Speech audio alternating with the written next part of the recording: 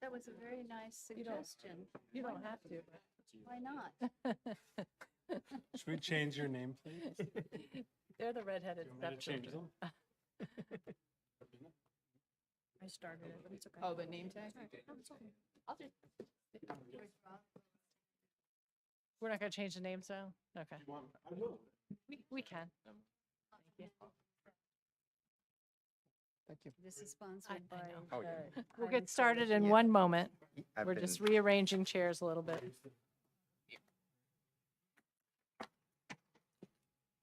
Some members couldn't attend tonight. Good, how are you? The same school that my grandson goes to. Thanks, Rob. Yeah, I'll send No. you a media file so you can post it. Yeah, this is sponsored. Guards the Highlands, of course, and most of, a lot of. He didn't Spartans answer, I in don't the know. Highlands, so I Right, think it yeah. would be of Yeah. general interest to know why it's posted. you going? Yeah. Perfect. Very good. Thank you. I'm in. All right. I've only been. Ready, Christine?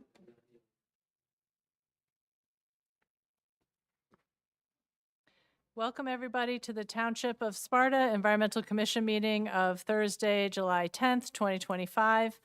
Meeting is called to order at 7:07. We are live in the council chambers at the municipal building, as well as live streaming at www.youtube.com, but /Sparta TWP streams. Adequate notice of this meeting was provided to the public and the press on January 10th, 2025 by delivering to the press and posting on the township website a copy of this notice. Would everybody please join me in the salute to the flag? Pledge allegiance to the flag of the United States of America and to the republic for which it stands, one nation, under God, indivisible, with liberty and justice for all. Thank you, everyone, for joining us tonight. Can we have roll call, Emily? Deputy Mayor Marjorie Murphy. Chair Kimberly Knoll. Here. Vice Chair Neil Sauerwein. Here. Christine Dunbar. Here. Ted Gall. Christine Rogers. Here. Barbara Kozalka. Landon Tanieri. Robert Otto. Here. John Groff. Here. Thank you. Thank you. Approval of the minutes of June 26, 2025.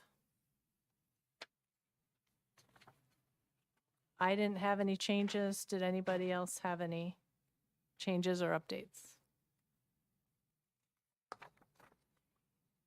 Yes, I had one that I sent to Emily.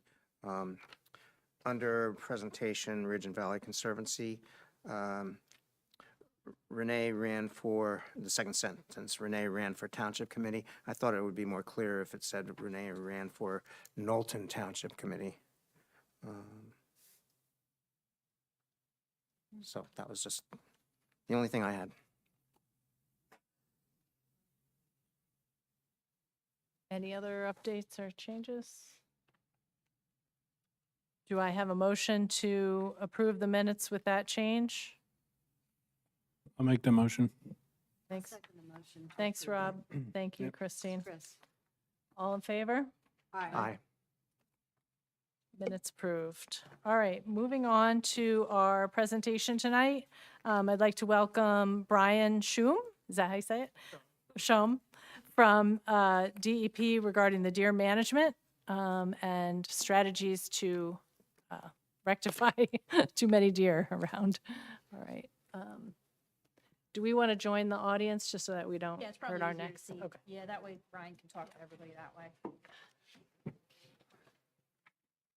I'm gonna like stand here. You wanna like, actually, you can even go and stay. I'll stand there.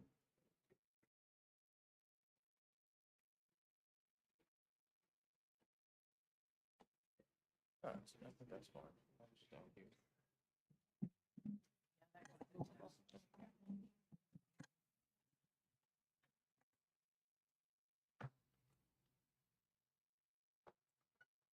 All right, bear with me.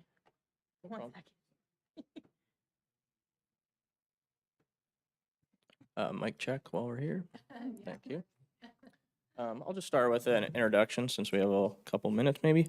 I'm Brian Shum. I'm with New Jersey DEP, Fish and Wildlife, and I'm a deer outreach biologist. So I specialize in coming out to communities and helping them, usually with overabundant deer. This is Megan Mills. She's the northern region deer biologist. So she more so specializes in the local management programs, and she handles much of the harvest database for the northern region, as well as disease sampling. Anything else you wanted to add? Okay. So today, the goal of the presentation is essentially to try to get everyone a small foundational sort of education on deer biology. Basically, what I feel is much of the disconnect between us as the state wildlife management agency and the public is that they're often, we went to school for it, we know a lot of the background, and not everyone has that privilege. I'm in that camp for 99% of all the other things that require some amount of expertise. So I'm going to try to basically provide a little bit of background information so that, one, we could come to a consensus on whether or not there is a deer problem. Can we identify that? Is it clear that there are too many deer? Can we define what too many deer looks like? And can we, build a consensus around that? And then, if there are too many deer, is there something logically that we should, as humans, do about it? And so we'll be covering some of the, fundamental, as brief as we can, background biology of the animal. So reproductive rates and things of that nature. And then we'll get into, the management options that usually gets a little bit more, I'd say like a little bit more political. It starts with the facts and then it gets into things that people have really valid opinions about because it gets into, this is your town, this is your backyard, and you want to have ownership over what's occurring in it. So, very validly so. Sorry, it froze. Hang on. Okay. I'm trying to get it full screen, but it froze on me. I can see if I can really quick make a smaller version that maybe would run better.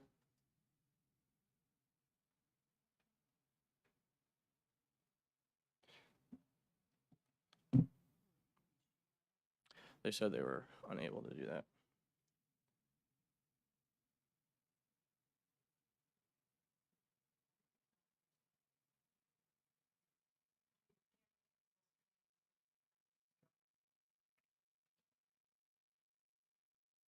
Will be, the way the presentation's built, it would be, you'll be missing information. All right, so let's try, do I have the keyboard over here?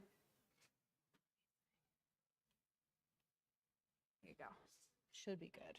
You're welcome. Oh, goodness, sorry.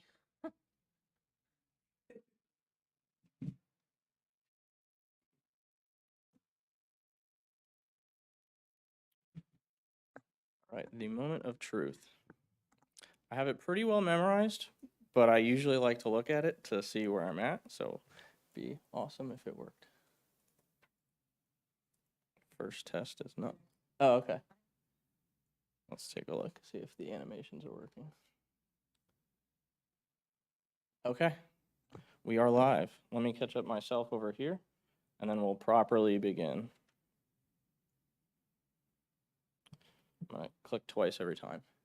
Okay, so in New Jersey specifically, and around the nation, what informs deer management decisions? So as we're going to discuss, this is an extremely human conversation. We're looking at this system from the perspective of people. So we have these various groups of indices that we can look at to assess, are we comfortable with the number of deer? So one big category is human health. The second big category, ecosystem health. And then finally, just general public feedback, because there is more of a nuanced desire or opposition to the species.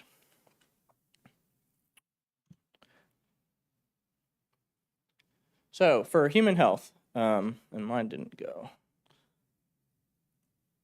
Sorry, I'm working two computers right now.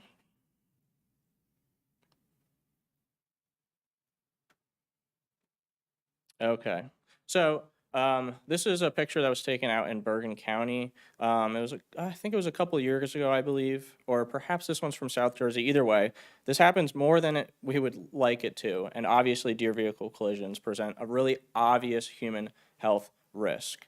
Tick-borne diseases are a little bit more challenging to observe. So we can get into it with a question period, but a really fundamental takeaway is that while ticks contract Lyme's disease, the primary one we're usually thinking about, though there's others, while they contract that from mice, their populations, the population of ticks, is heavily related to deer populations. So many studies have found that if you reduce deer populations, that reduces tick populations, and therefore you would expect a reduced rate of Lyme's disease, people encountering ticks with Lyme's disease. And we'll kind of skip other deer diseases. So then ecosystem health. Previously, we're going to have a really nice presentation talking about ecosystem health things. But fundamentally, deer are herbivores. So that means that they browse on plants. And so the rate at which our forests can grow can be impacted by too many deer. And so, ideally we have in a healthy forest, plants are able to equally compete at kind of unencumbered, or at least with minimal selection. What can happen with too many deer is that deer preferentially browse some things, like our oaks perhaps, and they don't browse as much some of these invasive species. And that creates this loss of biodiversity, healthy biodiversity, and the spread of invasive diseases. And then public feedback. So this is kind of a tough one. That image is where a farmer in a soybean field put a small barrier to deer. And you can, because of that little barrier, you can see just the browsing rate of the rest of his crops. So it can be extremely significant. And without that little exclosure present, it would be really challenging for us to see.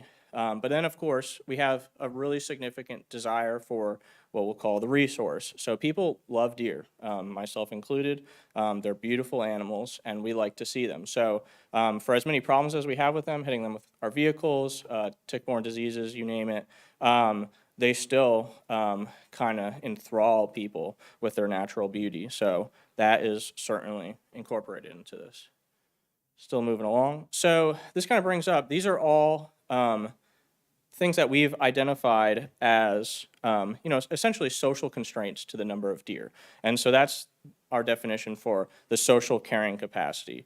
Whereas what we would currently, the state that we would currently be in without human management is simply essentially the ecological carrying capacity, or just the number of animals that the habitat can support.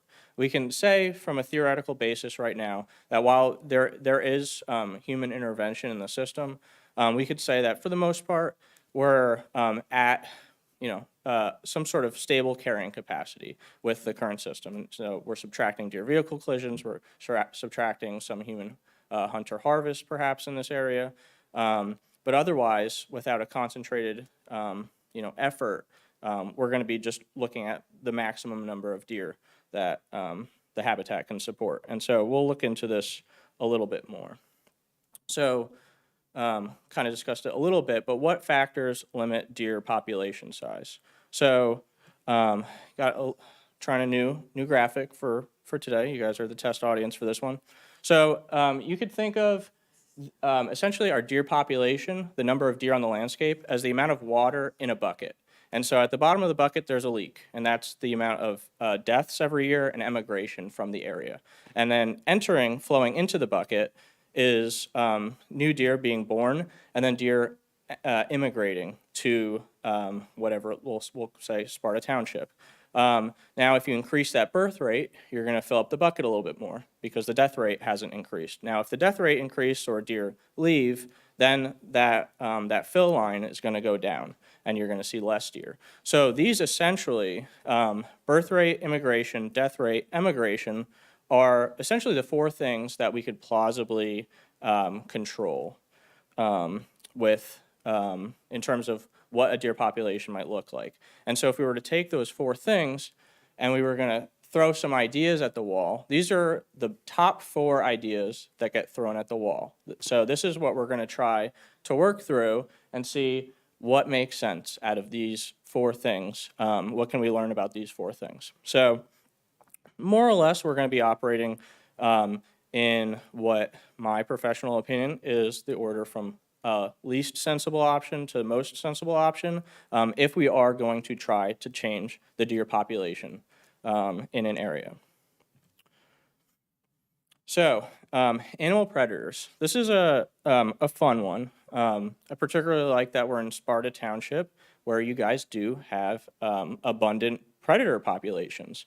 And I'm often presenting, a lot of my presentations are in like coastal towns and in Bergen County a lot recently, where not all of New Jersey's predator diversity is present. So this is kind of an interesting deviation from that. So the perception, I'd say, is twofold for animal predators. One is that the perception is that if we could just release, like, let's say, mountain lions or wolves, then there's no human intervention at that point. It's hands off. All we did was put something that used to be here back, and then that's a hands-off approach. And it comes with that second sort of factor, which is that historical factor, which is that, you know, naturally, New Jersey did have mountain lions. Naturally, New Jersey did have wolves. And so we messed up that balance, and so that's the solution to fix it. So it comes with increased wildlife diversity. Certainly, we would have more animals if we, in this case, reintroduce wolves or mountain lions, which are the two ones we hear the most. You know, theoretically, after you release all these animals, it's self-sustaining. So now we'll get into a little bit more realistic of what it looks like, which is that it certainly is going to complicate the wildlife conflicts, which is why we're in the room. We're having wildlife conflicts, and adding these species will complicate that. We have farms in the area. We have people with livestock in the area. I would say that the third point with complex habitat requirements is probably the most important, is that simply they would not do well here. We had a mountain lion skirt by New Jersey and make it all the way from, I believe it was North Dakota to Connecticut a number of years ago. It made it that far before it finally got hit by a car and died. So these large predators tend to be, especially cats, large cats, tend to be really bad with roads. They get excited, they see that squirrel on the other side of the road, they see that deer on the other side of the road, and they just can't resist. So these large predators also just require very, very large space, home ranges, territories in this case. And so we can't really support that anymore. As much as it may seem nice to have them back, we really cannot support them anymore. So it's essentially off the table. It's obviously costly up front, but it's more so from really a humane perspective that we would not want those animals back. And I will say, we lost mountain lions, we lost wolves, but now we have coyotes, and we have, by all of the available research, we have the densest black bear population in the world. So in that northwest corridor that we are in. So which they predate on the fawns. So while we don't have that large predator that's consistently hunting the adults, which would be mountain lions and wolves, we do have a lot of predators that will prey on the fawns or sick adults. Okay, so, I forgot to mention, if there's clarifying questions, I'm happy to get interrupted, but if there's broad questions, I disagree with what you said, or that just doesn't make sense with my worldview or something like that, we'll take all those questions at the end. So trapping and relocating. This is another one that kind of feels good because it often can feel good to have the least amount of human intervention. In this case, it would be human intervention as in we don't see them die or we didn't kill them ourselves. And when I say high control, I really mean that the more money you throw at it, the more results you'll get. If you keep trapping deer and you put a lot of effort and money into that, you will continue to capture deer. And if you put them somewhere else that's far enough away, they'll have a hard time getting back. So that's what I mean by control, is that humans are capable of doing this if we wanted to. So the cons for this one are pretty big. One, we need the destination, which is unavailable. The state outright, and no state will outright allow the movement of these species. We have a disease called chronic wasting disease. It's essentially mad cow disease for deer, cervid species. And so the movement of deer already is a huge issue for that. And then also, there's not, like, within our state, we can't move it across state lines, but within our state even, there's nowhere that needs more deer. We get deer complaints statewide. There's not a place that we don't get deer complaints. So unintended mortalities, this is a little thematic for this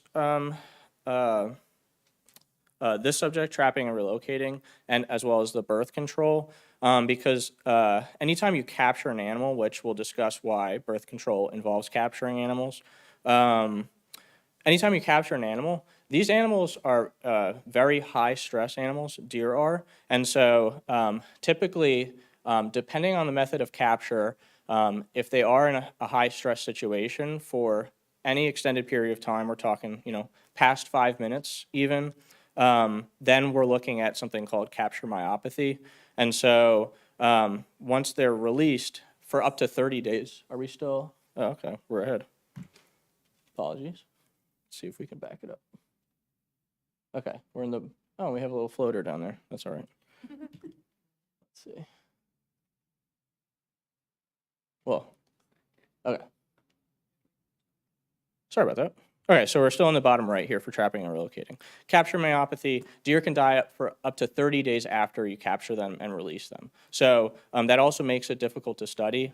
We've seen rates, literature has cited 5 to 10% at the high end for the unintended mortalities associated with capturing these high stress animals. Disease transmission, I kind of just mentioned that. And of course, it's costly.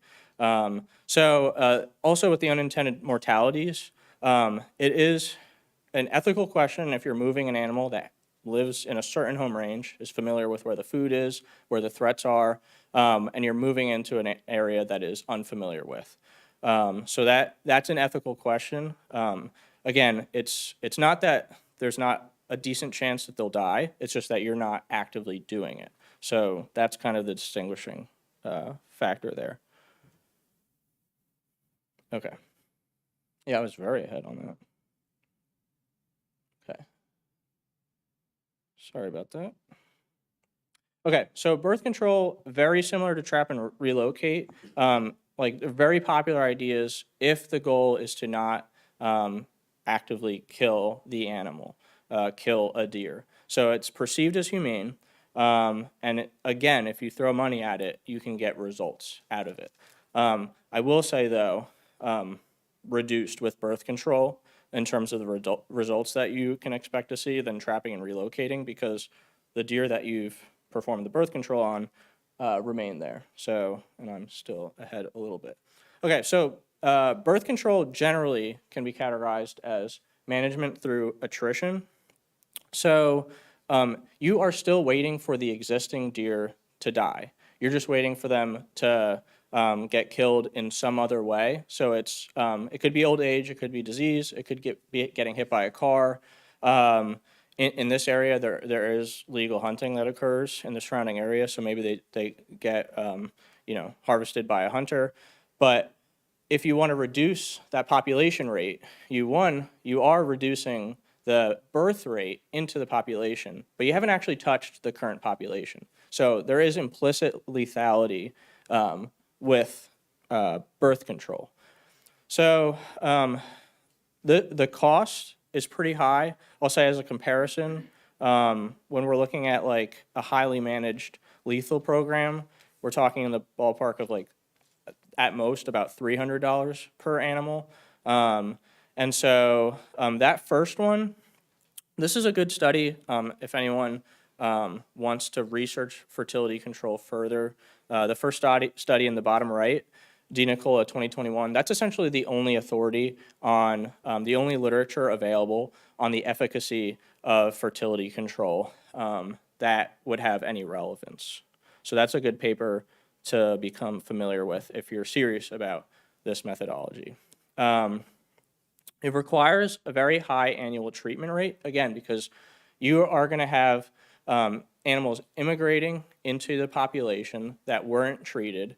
And essentially modeling has shown that if you do not have about 90% of the females sterilized, you should not expect any significant decline in the population within 10 years. So as you approach that 90 to 95% of the females sterilized, you will see slightly better results. But again, this is much longer time scales because you're no longer removing the animal.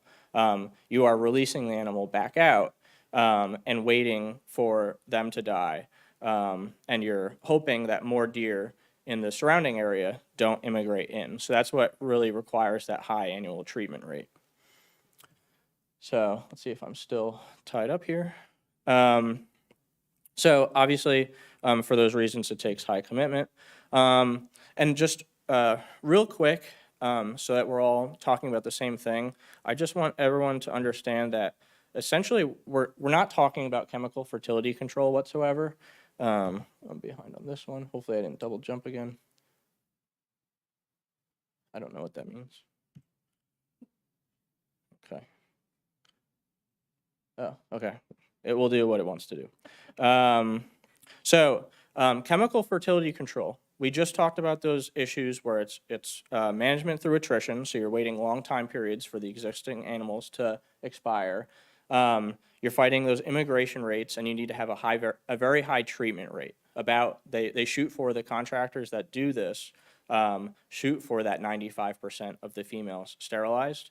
Now, if you factor in that it's a chemical doing it and not a surgical sterilization, now you also are working with the efficacy rate of the drug. So even if you did treat all 95% of those does with the drug, each of them would need to be treated twice, and that's just to reduce their pregnancy rate below 50%. So really challenging odds to get chemical fertility control to work, and even then, it still would require you to capture the deer and not just shoot it with a dart that falls out that administers the drug, because you're putting a drug that could really affect someone's life in an animal if they were to consume it and not know about it. So all these animals need to be tagged. So there are a lot of people in New Jersey. Lately, it's been about 40,000 deer annually that are hunted and consumed by people. And so all these animals would need to be tagged so that they're sure. You have to do that every year, 2 doses? No, it gets you. It's a good question, and I cannot claim to be an absolute expert on all of the different chemicals. We're not just talking about one when we're talking about this. This is like the best one. And I'd also clarify that I'm not an expert because nobody's doing this actively because it's not been found to be as effective as this surgical. That being said, my understanding from the literature that I've read is that it gets you a few years of whatever efficacy those 2 doses get you. So that's my understanding. It probably, yeah, just like people, our hormones react differently to different drugs. Sure. Sure. I know you're trying to wait, but so that's probably the pig-derived drug with the dart injection. You're saying you still have to catch them. It doesn't help you if you do a dart because you want to tag them. You have to tag them, yes. Earlier, you also were hinting at the mass wasting disease. Yeah, chronic wasting disease. Are we going to get back to that? So are you going to get back to that? Because if you're testing one and people consume it, it almost seems like that's another disease factor. Yeah, certainly. I will say New Jersey has been chronic wasting disease. Megan Mills and our staff, hardly me, I don't do much of this, but we test about, what is it, about 1,100 deer? 1,200 deer we test a year for chronic wasting disease. It's in Pennsylvania. It was in New York. They got rid of it, but it's spreading exponentially in Pennsylvania. So currently, we feel strongly we don't have it, but it would be. I would say it's going to change a lot probably when we do have chronic wasting disease in New Jersey. Good question. Complicated question. So everyone on board for just the basics of why we're recommending against, if you're interested in birth control, we're recommending against chemical fertility control. Okay, so just that reduced rate makes something that's already really tough even tougher. And I was just describing that. That's just a summary sentence. This is, I added that though with that citation for that surgical sterilization study, number 1 at the bottom, where, like I mentioned, the contractors themselves, in their own papers, they are advocating for surgical sterilization. So it's not just me as a state biologist who, you might have a perception that I have bias about the information I'm sharing with you. This is the people that are advocating for this work as well. Prefer the surgical sterilization if you're going to do fertility control. So currently it's ovarectomies. Like I mentioned, it has those unintended consequences. A big one that's been getting better, I would say, but still inconclusive if it's fully resolved, is there's been observed in different types of surgical sterilization an increase in deer vehicle collisions, and it's theorized that that's because the deer are still looking to mate. They just can't find mates that are interested with mating with them, and so there's increased mate searching behavior, and so that increases those negative, the most likely time to hit a deer with your car is in the fall when they're breeding, and this has been shown in various different ways to potentially increase those rates. So this is essentially just a word of caution about, see if we get it up, about where you get your information and why it can be hard to get solid information about this. So the simplest way I could say it is that the government or entities that back a project of any sort have an incentive to make the public believe that they did a good job. So they made the right decision. So Staten Island has this really interesting, really complicated surgical sterilization program that's been going on since 2016 was the first year, I believe. And they're actually sterilizing males, not females. And there's no biologist that would recommend doing that, but they're doing it. They made this claim in a press release that deer vehicle collisions have gone down because of those sterilizations. But the graph that they made publicly available was just not easy to read. And so if you convert that graph that they made into something that's easy to read, you would find that after they started their activities in that prior year, in 2016 they began, the deer vehicle collisions actually went up 160% from that prior year.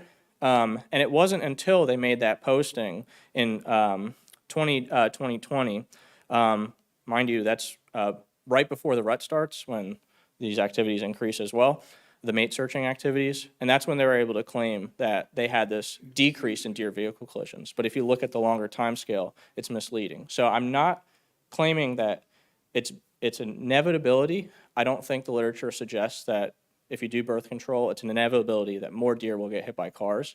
I'm suggesting it's something to consider and that the literature is not clear and there's reasons to be cautious of that.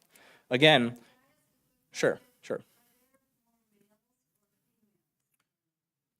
It's a great question. So yeah, so they're born at 50%, but then bucks have a harsher lifestyle.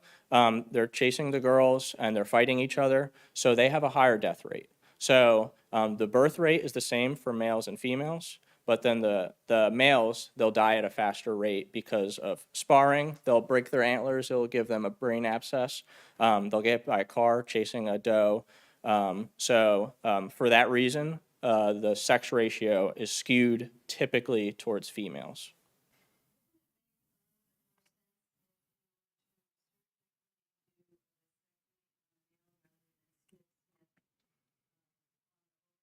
Yeah, great question. I'll tackle it as quick as I can.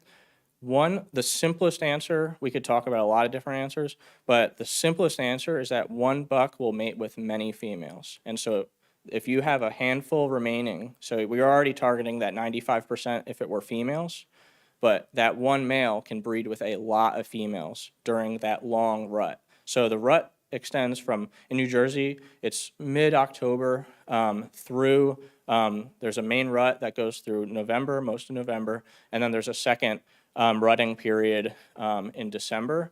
And so it gives them a lot of time to find a lot of does to breed with. So that's the biggest challenge. There's other challenges, but that's the biggest challenge if you were going to pursue this with bucks. And that's why, because once a doe is bred, or if a doe can't be bred, she can't be bred. She's not having, if she had an ovariectomy, she's not having fawns. It doesn't matter how many bucks try to mate with her. So that's essentially the principle. Does that make sense? Okay. Yeah. So just a buck will continue to breed and breed and breed. It does not matter how many does he already bred. If he smells the hormones of a fertile a deer in estrus, a doe in estrus, he will continue to breed and breed and breed. So you need to get every single doe or every single buck in that area. And bucks will also travel. There's bucks that cross the Mississippi River and go 20 miles every year just to breed and then go back. So we're not in the Mississippi River basin or anything, but that's an example that I had on the top of my head. So you're also dealing with the bucks that travel miles to breed in your area. Sure. So is the effect of sterilization, they're not smelling that, so that's why they're hitting cars in search of? That's the belief. Yes, increased mate searching because they're not finding what they're looking for most in life, which is to breed. We get jobs and stuff, but for them it's like, that time of year, they actually don't eat. The bucks, they've done studies on captive deer, and you could put the nicest, best food in their pen with a buck during the rut, and he will not touch the food. The biology is strictly breeding during that period. So we can't really understand a lot of their stress levels, their breeding drive. These are difficult things for us to relate to as people. So sorry, I am going a little bit over. I apologize for that. I don't think that the average human male wants to breed less. Yeah. Sure. Yeah. There's a lot. Yeah. There's a lot of things to fulfill a person in life. Yeah. It's a valid point. It's a very valid point. If that's the most wrong thing I say, then I'm happy. So then, summarized some of the things that we already just discussed, answering those questions. It requires the capture of the deer, the long time scales, because you're waiting for that attrition to occur. You're waiting for the animals that you just released back out. They still have to die. And then immigration becomes a real issue. So again, it's complicated, but we'll just simply say that deer have been found to exhibit density-dependent immigration. That just basically means that a deer will go, usually it's in the first year of their life, they will go looking for a new place to live. Mother kicks them out, and they go on what's called forays, and they go looking for a new place to live. And the does specifically, they're just looking for the least amount of deer competition. A buck, it seems to be very random how they distribute. Either way, when you slowly reduce the deer population with birth control, if the surrounding areas have a higher deer density than you do, then you're going to have that sink effect. That's what we would call it in the business. Does that make sense?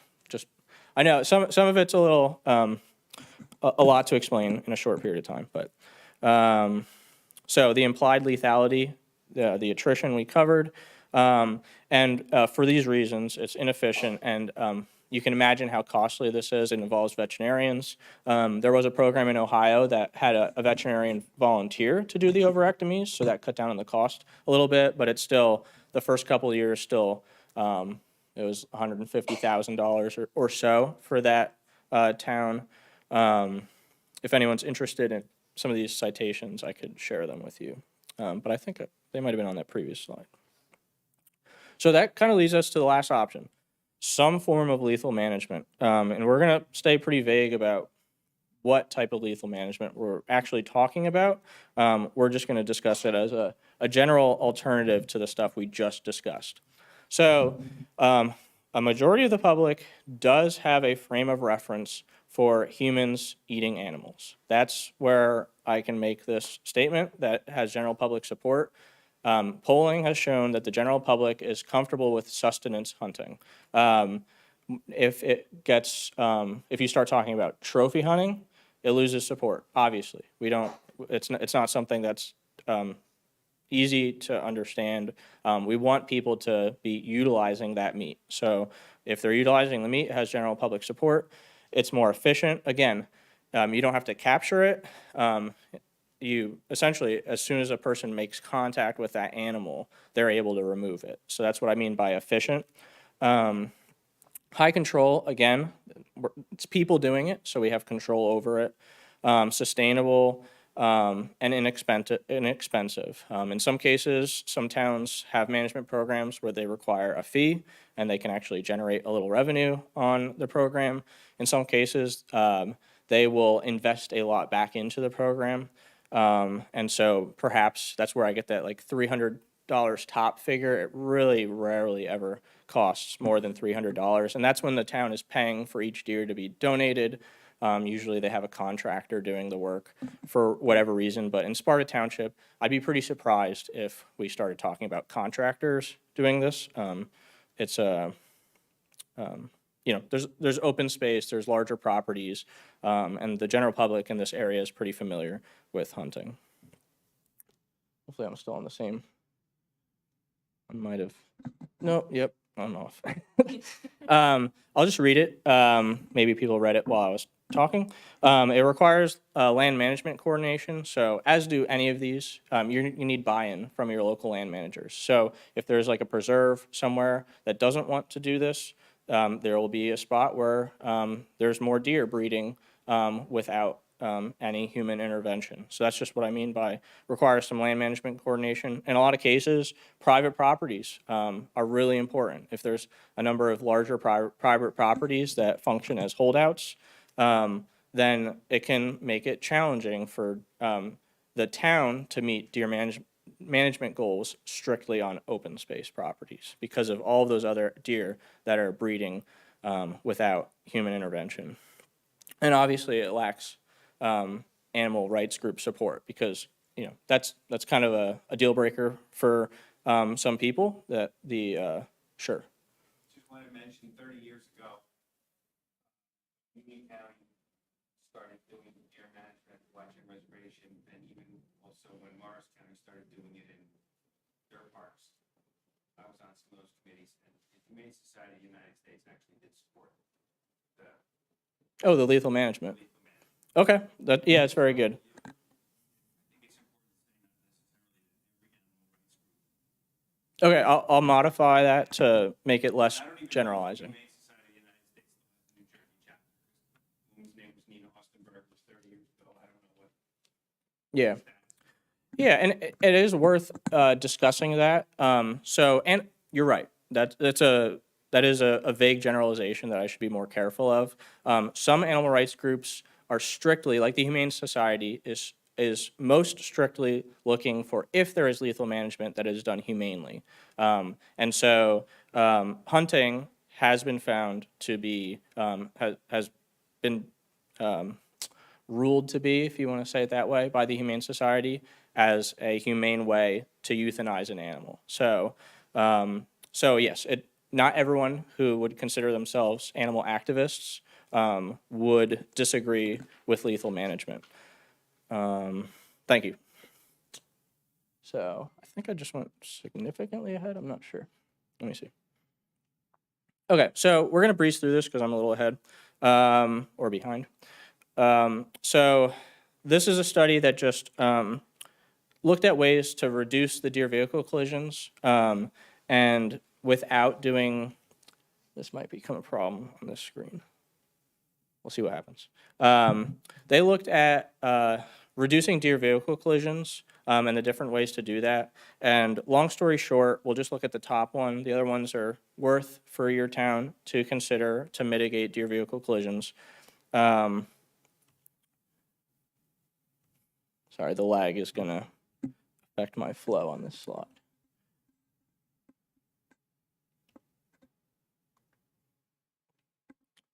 So you can see, as we go down the list, these are methods that have been found to be decreasingly effective or less effective as we go down. So fencing being the most important, but really I have one main point to get out of this once they all load. So, little thought experiment. If all we did was reduce deer vehicle collisions and we did nothing else to change the system, what can we expect to also change? The population size would likely increase. So it is important for public safety reasons to consider all of those options. Are there corridors that we can put a bridge over or a tunnel under to reduce those conflicts? That's important. That could help people. But if all you're doing is saving deer's lives, you're going to have more deer, and that could actually end up complicating things the next year when now there's a higher number of deer. So it's important to consider, especially for these areas where deer vehicle collisions are occurring at high rates, and that's a very significant portion of the deer management that's occurring in an area. So something to consider. Let's see what, goes on its own. It's still going. Amazing. Wonderful. Okay, so this is that underlined bullet. We'll see when this stops. The underlined bullet is essentially my other, big thing to consider is that if you are excluding deer from an important portion of their range with a fencing exclosure, so let's say you have a preserve that has native plants that are really sensitive to deer browsing, and the only management you do is to cut them off from that area. Well, effectively, you've increased the deer density of the area surrounding that. So what you can expect is that all of those neighboring properties to experience increased browsing rates. So essentially, the point is not that you shouldn't do that in small, really sensitive areas that have rare plants that require protection, immediate protection from the deer. That's a good idea. But if you're not reducing the deer population in some other way, you can expect those negative interactions just to be occurring in the area around it. And perhaps if you do it at any scale, it's going to be happening at increased rates because you've cut them off from a portion of their range. That's amazing. We're still going. I haven't touched anything. And repellents, essentially, for the most part, if you're talking about any significant deer population, it's usually not effective. It can be effective for some homeowners that are experiencing some level of deer issues in their garden.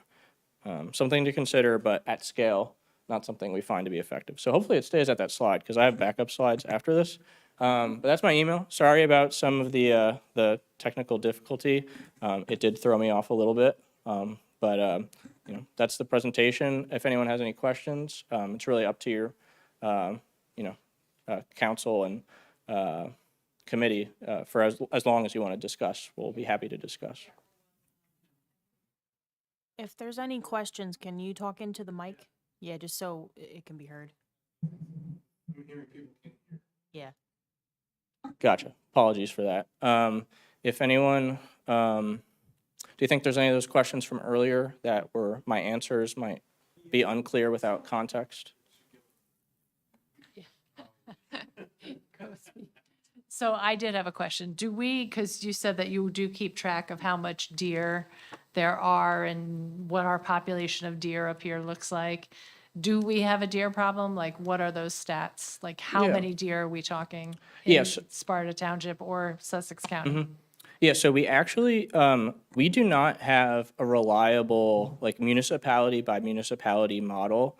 Megan's gonna bring up what your harvest is, correct? For the municipality, so we'll get you a number of how many deer were harvested, and we could make some really vague interpretations off of that harvest. But essentially what I would say is that unless you do something like a deer drone survey to count locally, it's a big question mark. So a little bit more detail beyond that is that our statewide model, it relies on hunter harvest data. Essentially, we take those deer that were harvested, we know the age, roughly, the sex of the animal, we plop that back into the population, and it's called a reconstruction model, a population reconstruction model, and then we can get an idea of what it looked like before the hunting season started. But that's only the hunted population. So if you have significant areas in your town, which I'm here, so it sounds like you do, our model actually can't handle that. So there's a few organizations that perform those drone surveys, and I can share them with your town's leadership afterwards. And we actually just finished up a second grant cycle where we provided some funding for towns to do that. So potentially next year there'll be another opportunity.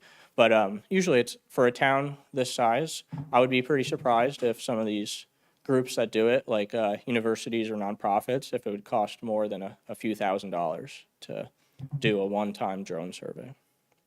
So in total. Oh, here, Megan. In total, in Sparta this year, 83 antlerless deer were taken. So antlerless is your does, button bucks, anything with antlers less than 3 inches, or anything with antlers that were broken off. So it's not specifically just females, but that's the that's the number that the does do get lumped into.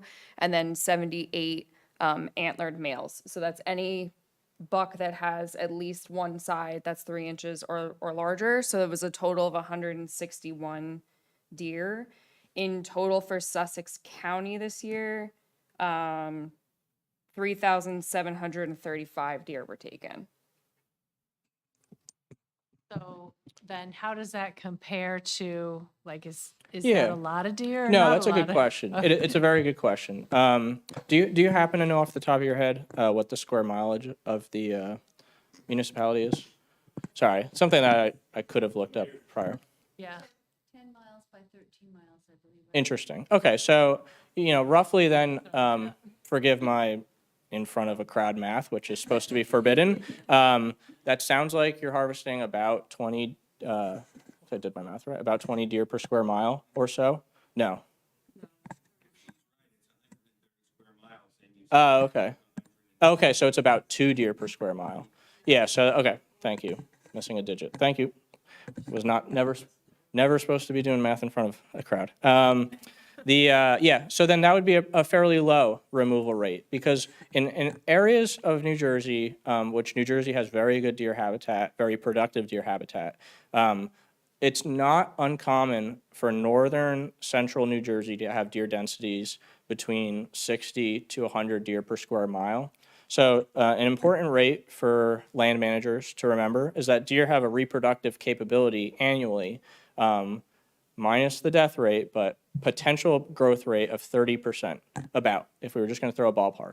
So if you're only removing 2% or 2 deer per square mile, and we pretend like, you might have that 70 deer per square mile, which is not uncommon in North Jersey, then you would not be meeting that 30% threshold to start reducing the population. So those are not things that you could take to the bank. You just saw me get the math wrong. But that's a ballpark estimate that I would say that if you wanted to see a reduction, you'd probably, my professional opinion would be that you'd probably need to be harvesting more than that. So Sussex County was also the second highest harvesting county in the entire state. The only one that passed it was Hunterdon, and Hunterdon's always like the top of the pie for us. So, but Sussex was the second highest county this year. So to only take 161 deer when the rest of the county is taking way more. I just double checked. That's not the square miles. Okay. It's 38 square miles. Okay, so we're at a more reasonable level. Again, this is fun exercise for everybody here. I'm along for the ride with you. Yeah, my professional opinion would be that we are at the lower end of what you would probably want for, that might suffice for maintenance, depending on where we are in the expected range, which it's unmeasured, so we can't know. That's why I would recommend that in the next few years, if you're serious about the deer population, it would be a good idea to do that density survey. That being said, I think what you have going for you is that you do have not an insignificant amount of deer being harvested in your township. Most of our presentations are to these towns that have nothing. They banned hunting. It's not occurring on private property. And so you all already are in a better situation because we can add that to the deer vehicle collisions, which isn't a good thing, but those are removing deer as well. So, things could be worse based on that rate that we know about currently. But again, I'm simply speculating based on what I know for surrounding areas. I think the other important thing to take into consideration when answering that question as a whole, it doesn't matter like whether it's, Sussex County, whether it's Ocean County, answering that question really comes down to what are you and your constituents happy with? If, like, we have there's a 55 and over community in South Jersey that comes up all the time because there's so many people who live there that love to garden and they can't have a garden because it's constantly being demolished. So that comes into that cultural carrying capacity versus a natural carrying capacity. Nature can handle way more because if everybody keeps planting their hostas year after year, you're just planting deer salad at that point. Yeah. But if your gardens are happy, but driving up here, I can tell you, like, I started paying attention the closer I got, the deer browse is crazy up here. Some of the spots I'm like, okay. So like that's a problem just because landscaping is expensive. We have people who live in HOAs who are like, you need to get rid of the deer. I keep getting fined by my HOA because my landscaping isn't up to par, but they can't keep their landscaping nice when the deer are constantly taking it out. Right. But if you're not having those problems, then maybe you can handle a few more deer. But I mean, once you have a program up and going, it's a little bit easier to have a program where you're just maintaining versus trying to have a program where you're starting to reduce the population and then you're trying to maintain it. If you can start it now when you're at a level where you're happy and it's a maintenance thing versus trying to get everybody on board to reduce the population. I don't think everybody is happy, which is why we reached out. We did have Gotcha. folks Yeah, saying, so then I would say the cultural carrying capacity is probably reaching its max. Right. So you're going to want to bring it down a little bit, and it's easier to start when there's less deer than when there's more deer. And with more development and everything and losing property, and it's just forcing everybody in together. So it does seem here also that we have a specific part of town that has a lot more deer than other parts of town. So I was really kind of curious about your emigrating and immigrating Yeah. thing. I could speak to that. So I was actually thinking of that when she was talking. Is that so? You have areas of the town that are being hunted. We know that, but on a theoretical level, at least we can imagine that would not be occurring evenly across your township. So there's probably more suburban areas with smaller property sizes that the deer are doing just fine, and that there's less access for hunters to get to them. So and also a confounding issue with that is that deer in suburbia can have extremely small home ranges, which helps to increase that density. So in suburbia, studies have found that they have a home range of just 1/10 of a square mile.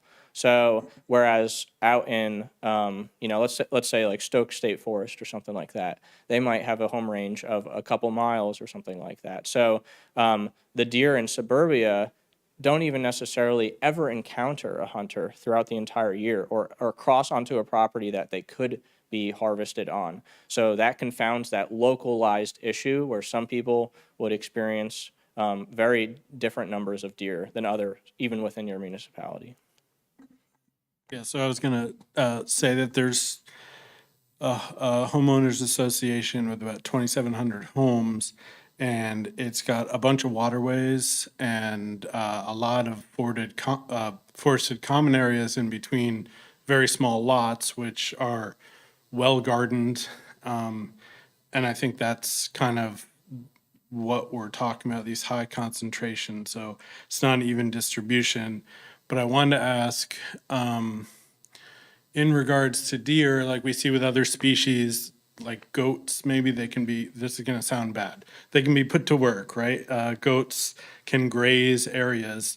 Aside from looking pretty and just kind of being something that maybe we grew up with, is there like a way to retask deer through greenways into more beneficial uses within communities? Yeah, that it's a great question. They are, at the end of the day, wild animals, and they will do what they want to do. So you could develop a complex network of fencing and force them into those areas, but all of, I imagine there's people in this room that were also here for like the Sparta Mountain discussions.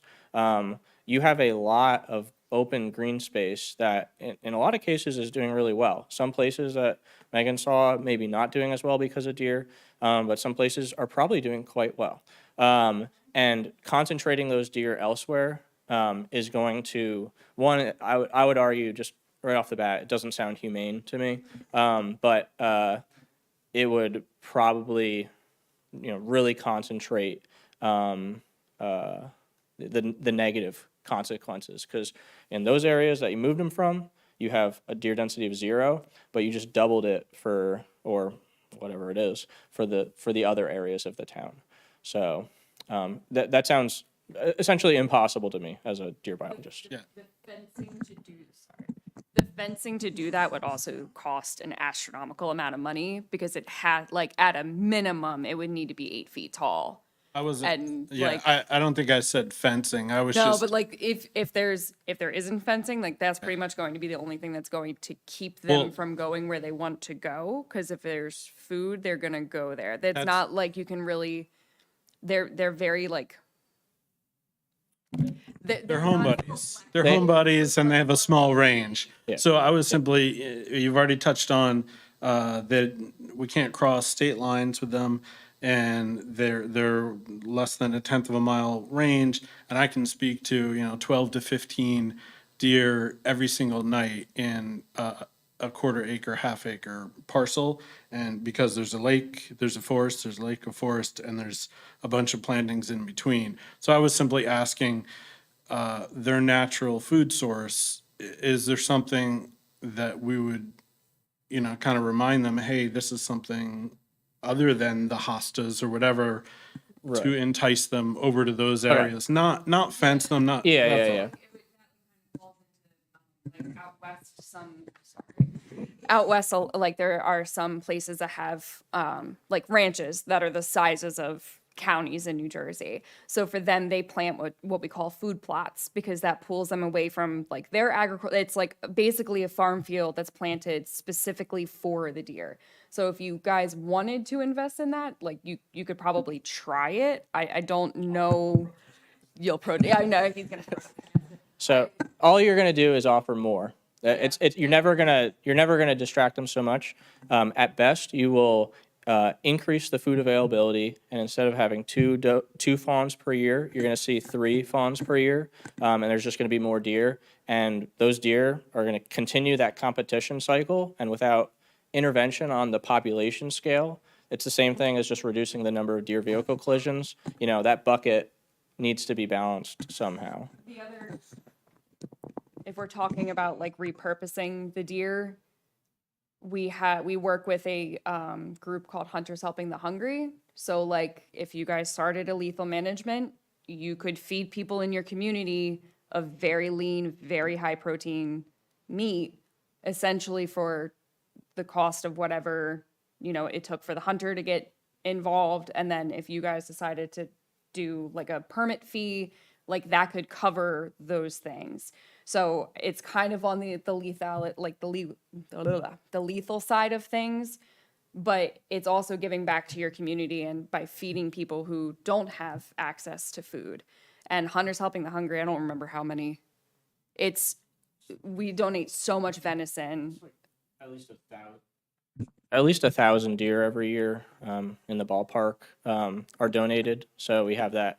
Some of those come from special permits that we issue as well. So it's not just from that like 40,000 number that I gave you previously. But I would say 1,000 deer per year being donated statewide is a rough ballpark to walk away with.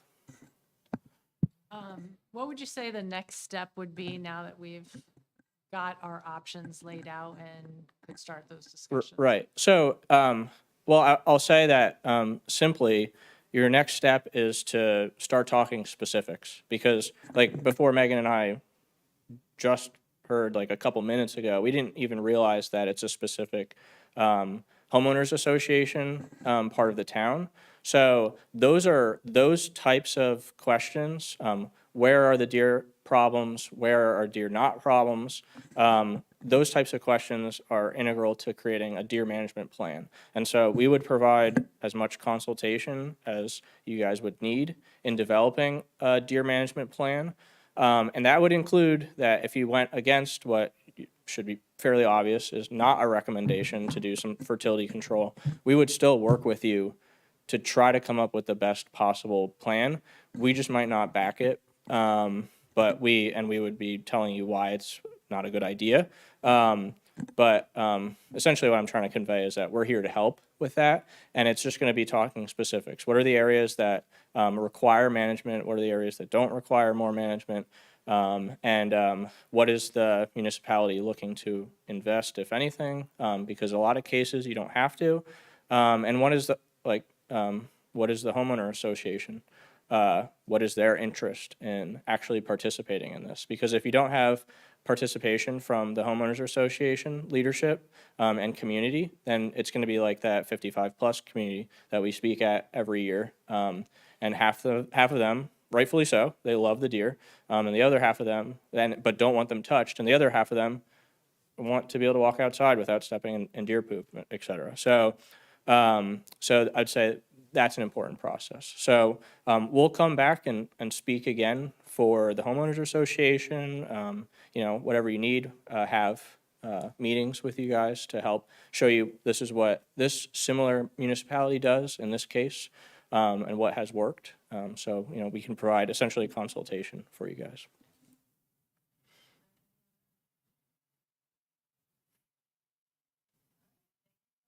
Absolutely.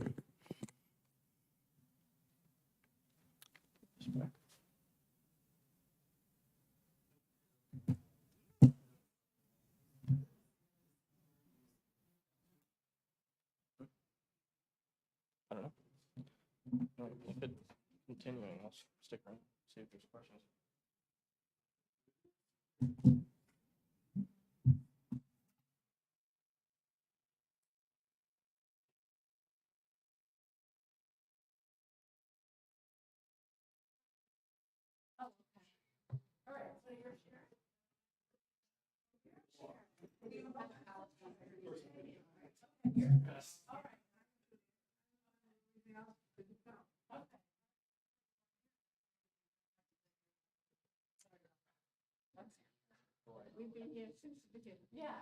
Okay, I thought you were just general. We'll go ahead and go with your presentation.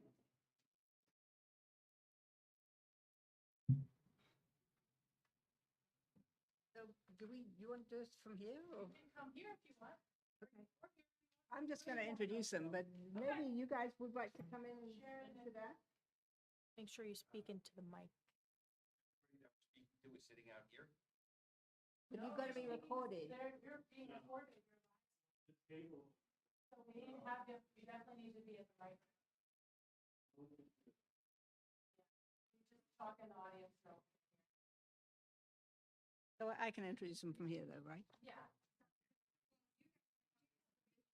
No, we don't have to. We don't. Okay. So there are people here. There.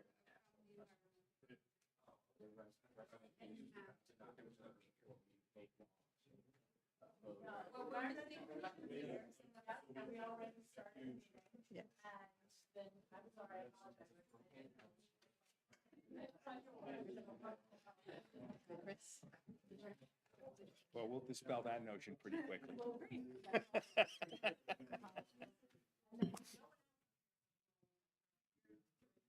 I'm doing the introductions. Ken speaking. Your general public. Yes, yes. We'll let you get to your seat. Come and sit down, please. Thank you.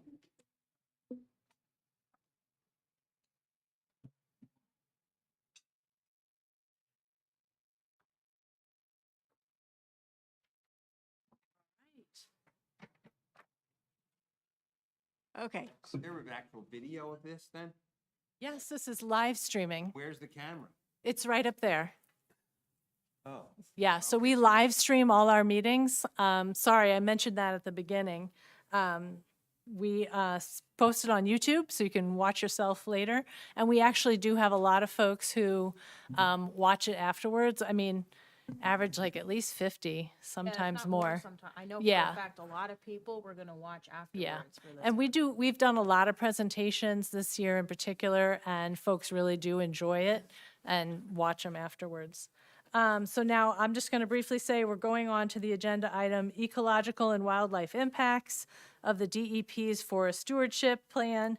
We have Sharon and Emil here, and Julia, you're going to introduce them. yes. All right, thank you so So, much. Good evening. I'm Julia Summers. I'm the Executive Director of the New Jersey Highlands Coalition, and I just wanted to remind everybody how this came about. Sharon Pessinger and Dave Golden were here, I think, back in April and made a presentation about Sparta Mountain. There wasn't an opportunity for anybody else to speak at the time, and so the council invited us to come. And I know the mayor can represent everybody all by himself, but I do hope that other members of the council take the opportunity to listen to this evening, because there is a lot of information to share, and we believe was a lot of misinformation shared back in April. I have provided a little packet of some information for each of you. I just wanted to, well, maybe you do have an idea how much information there is out there, but there is a ton of information out there, and I just wanted to direct you to some of it before I introduce the guest speakers. If you go to the New Jersey Highlands Coalition's website, there is a section on forestry where there is a huge collection of peer-reviewed scientific papers on the issue of healthy forests, and it is one of them is going to be talked about by Sylvia later on, which is on that website. But it's a fantastic resource for any of you who can't sleep at night and want to read more about healthy forests. There is also on this, the second blue highlighted link is to YouTube, where there is a 10-minute video made by Elliot Ruger highlighting Sylvia Salon and Sharon Wanda visiting a recent cut, 2-year ago cut on Sparta Mountain. There have been cuts going on each year now since about 2017. Is it 2017? That's this plan. Right. There's cuts from 20. Yes, but it's really startling what the video shows. It shows tremendous deer browse because the forest has been opened up. Deer are edge dwellers, and we've been creating edge wherever we cut punch holes in Sparta Mountain, not just in the area where the cut has taken place, but in getting access to the cut as well, because we have widened old trails and made them into wide enough for the trucks to get in and out. So these actually are not 10-acre cuts, they're huge cuts and holes that we're punching in the forest. But you will see on that, the video, there was, in fact, a suggestion that there was video taken from elsewhere, that the video was not an accurate representation of what has happened at that one particular cut on Sparta Mountain. In order to prove that that was inaccurate, we were able to show exactly where all the footage was taken and map it, because GoPros do that. GoPros GoPro's map where you videotape, and we were able to show that. It was all done right there. The view video has 3,967 views at this time, so there's a lot of interest in it, and we do recommend you take it. And then with it, there is a link to something called Before and After Timber Stand Improvement, which is astonishingly similar to what is happening on Sparta Mountain. But before and after treatment, timber stand improvement was done by a company that wanted to create deer habitat. I don't think that's what we're supposed to be doing on Sparta Mountain. The other thing that I gave you in that packet is there was a suggestion that, or a claim that the Highlands Council supports what is going on Sparta Mountain. So I have given you the most recent comments from the Highlands Council, which very clearly state they do not support the logging that is going on right now on Sparta Mountain by the Division of Fish and Wildlife. That said, the real highlight of today is to introduce you to two ecologists who are both members of the New Jersey Highlands Coalition's Natural Heritage Committee. Dr. Sharon Wander, who is going to speak first, and then Dr. Emil DeVito. They are both highly respected in the state of New Jersey for their areas of expertise, but they will introduce themselves to you, and we are thrilled to have them. They are great experts, so take advantage and ask all the questions of them that you can think of. Wonderful. Thank you so much. Sharon. Okay, can you hear me? Go ahead and we can pull it closer a little bit. Yeah, there you go. Is that better? A little bit more, sorry. Better? I can Okay. hear. Okay. Okay. Is it showing up on the Showing video? up? Barely. Lower? Is it on? I don't know. Go ahead. How's that? Yep. Better? Okay. Thank you. Okay, I am Sharon Wander. I have a PhD in ecology from Rutgers University. I study the breeding biology of the ovenbird, which is one of our common forest breeding bird species. And I've been a self-employed environmental consultant since 1985, and for decades beyond, a very active observer of New Jersey wildlife, particularly birds and butterflies. We're really pleased to be able to be here tonight to present an alternative viewpoint to the information you received from Sharon Petzinger and David Golden regarding the forest management on Sparta Mountain. We really feel that their program is misguided, is unnecessary, and that the information they've provided to support it is misleading and incomplete. And I'll elaborate on that. Now, many people recently have become aware of the Cornell study, perhaps, I hope some of you are aware, that documented a catastrophic decline in the number of North American birds of some 30 billion birds since 1970. Definitely a shocking number that should alarm us all. And the DEP Division of Fish and Wildlife has been involved in habitat management for wildlife and birds since long before that. And we support their efforts to provide habitat for birds. We just feel that the particular program on Sparta Mountain and in some other wildlife management areas involving logging to provide certain habitat is improper. Why do we feel that it's unnecessary to log on Sparta Mountain? First of all, the logging is being done for a particular suite of birds, namely what are called young forest species. These are birds that breed in areas with sapling-size trees, not a closed canopy, usually a dense shrub layer, some openings with herbaceous plants. So they do not need a forest canopy. And in the past, abandoned farmland provided such habitat, forest edges, hedgerows, et cetera.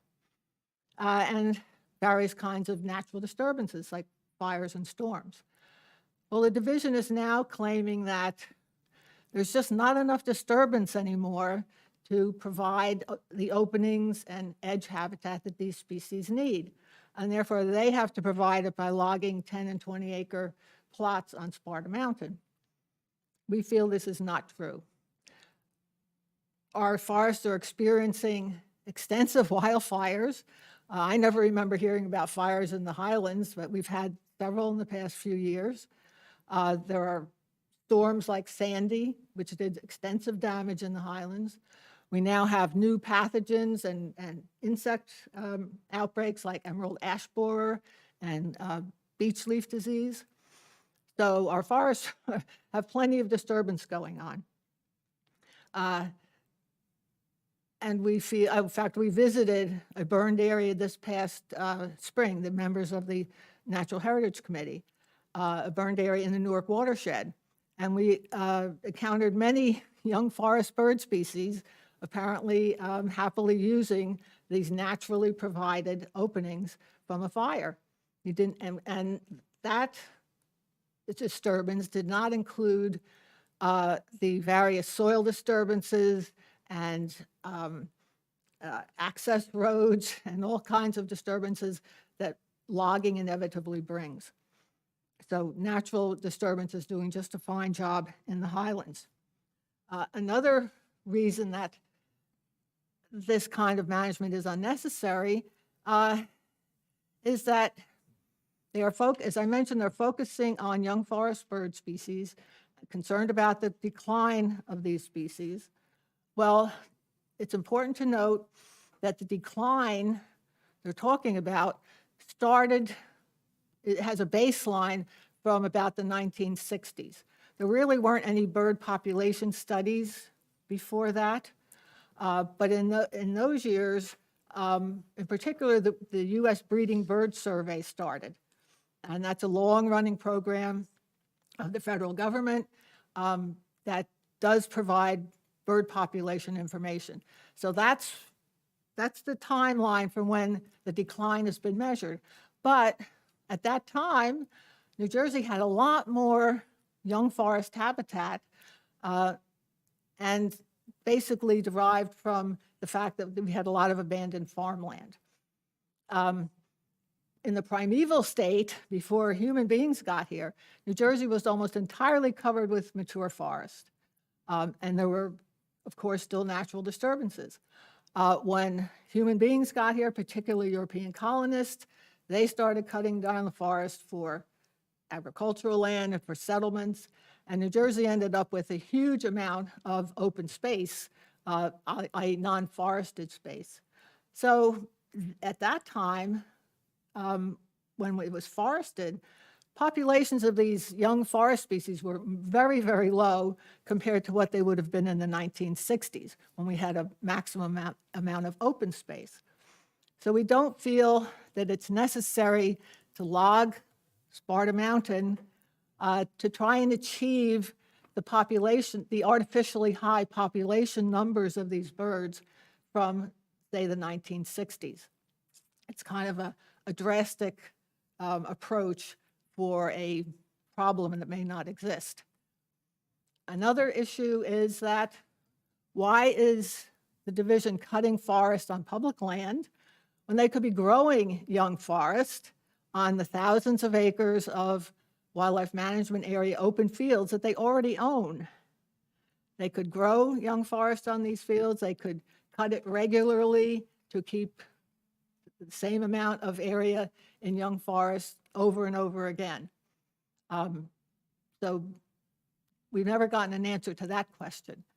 Instead, they prefer to cut mature forest that provides habitat for equally deserving suite of forest-breeding bird species, including endangered and threatened species like red-shouldered hawk and barred owl, for example.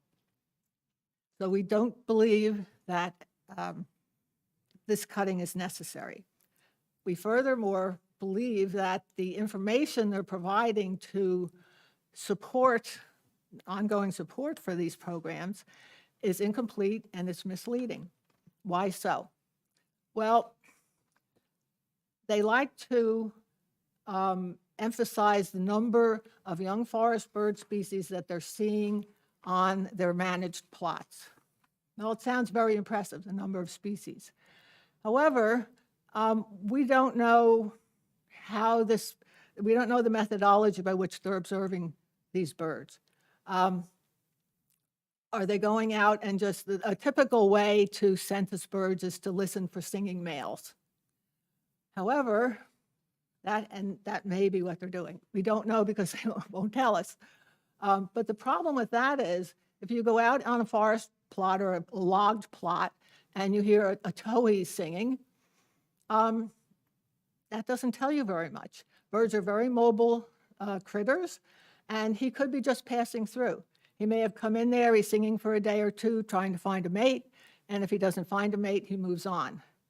So his presence there is biologically meaningless.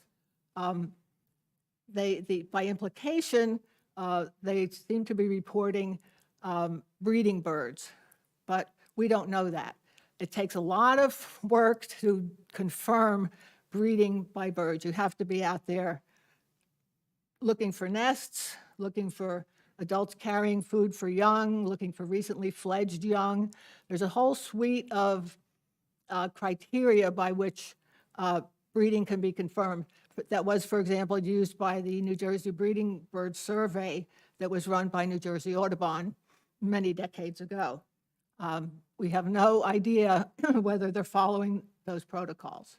So we definitely feel that the information they're providing, the documentation, is incomplete and is potentially misleading as to whether their logging program is actually effective. Even if it were true, should Sparta Mountain be managed in this way, just for a particular suite of bird species? Sparta Mountain has its own suite of bird species, equally deserving, equally declining, that, as I mentioned, includes threatened and endangered species. And yet we are sacrificing all the benefits of the closed canopy forest, the wildlife habitat, water resource protection, biodiversity, carbon storage, for a program of logging that we feel is unnecessary and does not have proven results. And I will let Emil take it from there. Thank you. Thank you. Thank you, Sharon. Hi, my name's Samuel DeVito. Emil, I'm going to ask. Oh, sorry. Thank Sorry. you. Thank you, doctor. Hi, my name is Emil DeVito. I'm an ecologist also. I walked in these forests in the 1970s when I was an undergraduate at Rutgers University on our field courses, measuring the trees, measuring the shrubs, measuring the understory.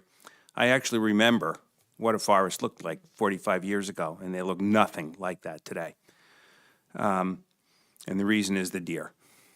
I'll get back to the deer in a little while.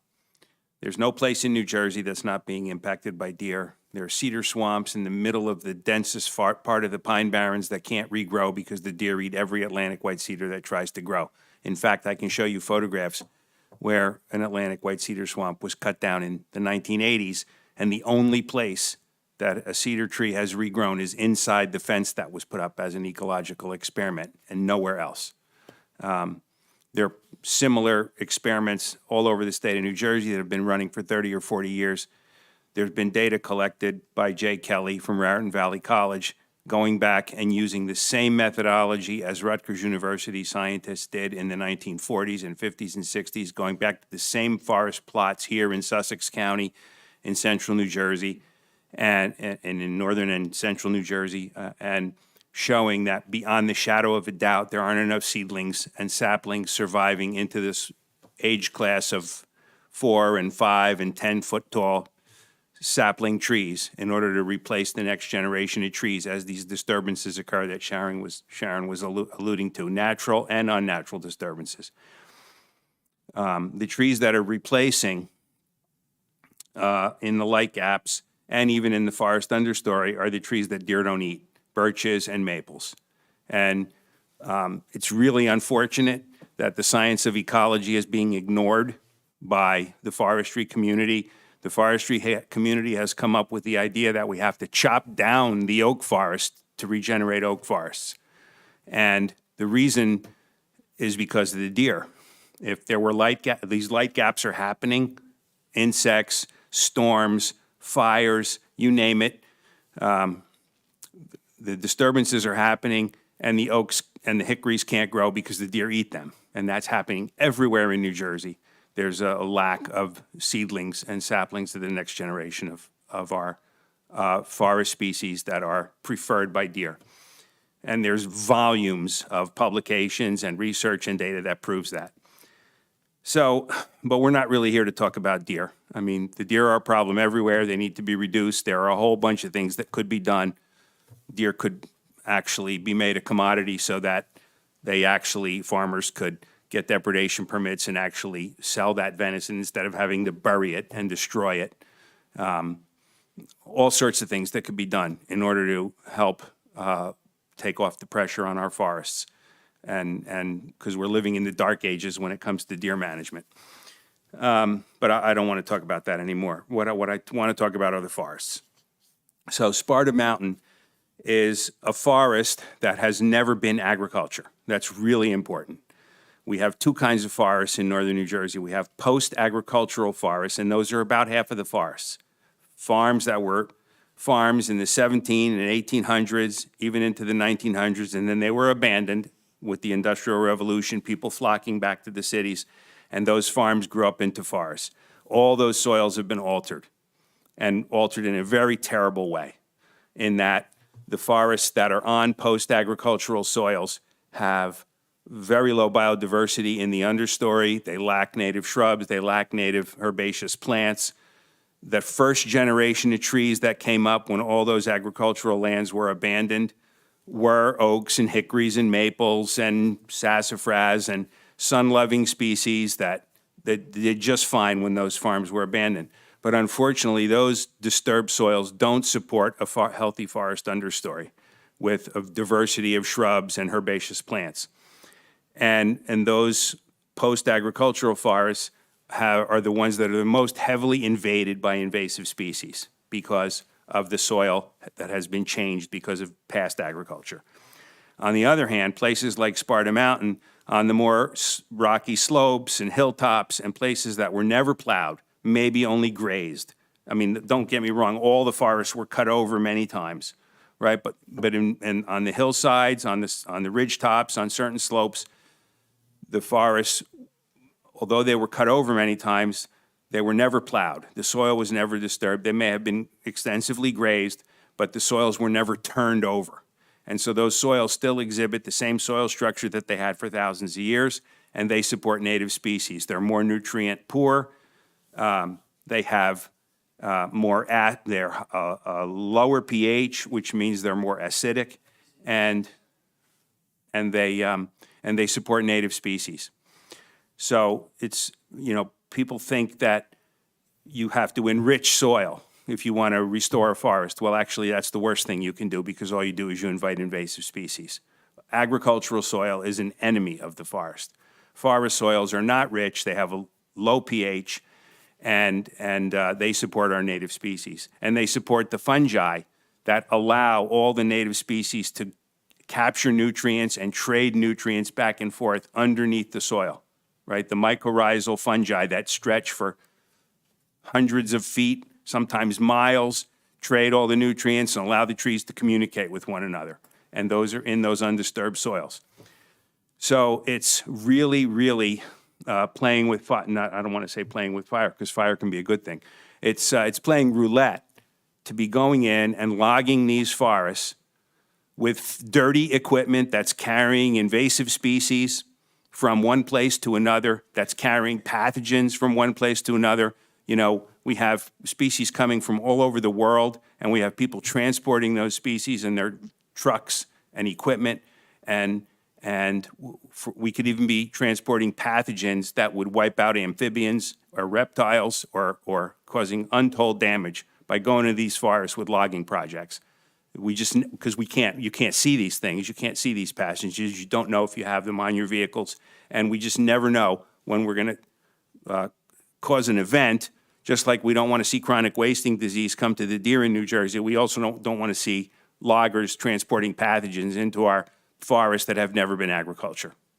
So we have all these problems that we have to worry about. And here we are getting subsidies from the National Forest Service and from other government agencies that are simply jobs creation programs. They're not trying to manage for natural resources. They're simply jobs creation programs so that people can write forestry plans, enact forestry plans, get timber to the lumber mills, get firewood, and provide these people benefits, which is not what we need on these highly, they're not pristine. There's nothing pristine anymore. But these are the most pristine forests that we have, and we shouldn't be playing Russian roulette with them, making logging roads, letting invasive species move in, and causing untold damage that we will never be able to reverse. Now, Sharon mentioned fires. So, Native Americans manage with fires. They created all sorts of habitat by managing judiciously with fires to increase food supplies or create certain situations. And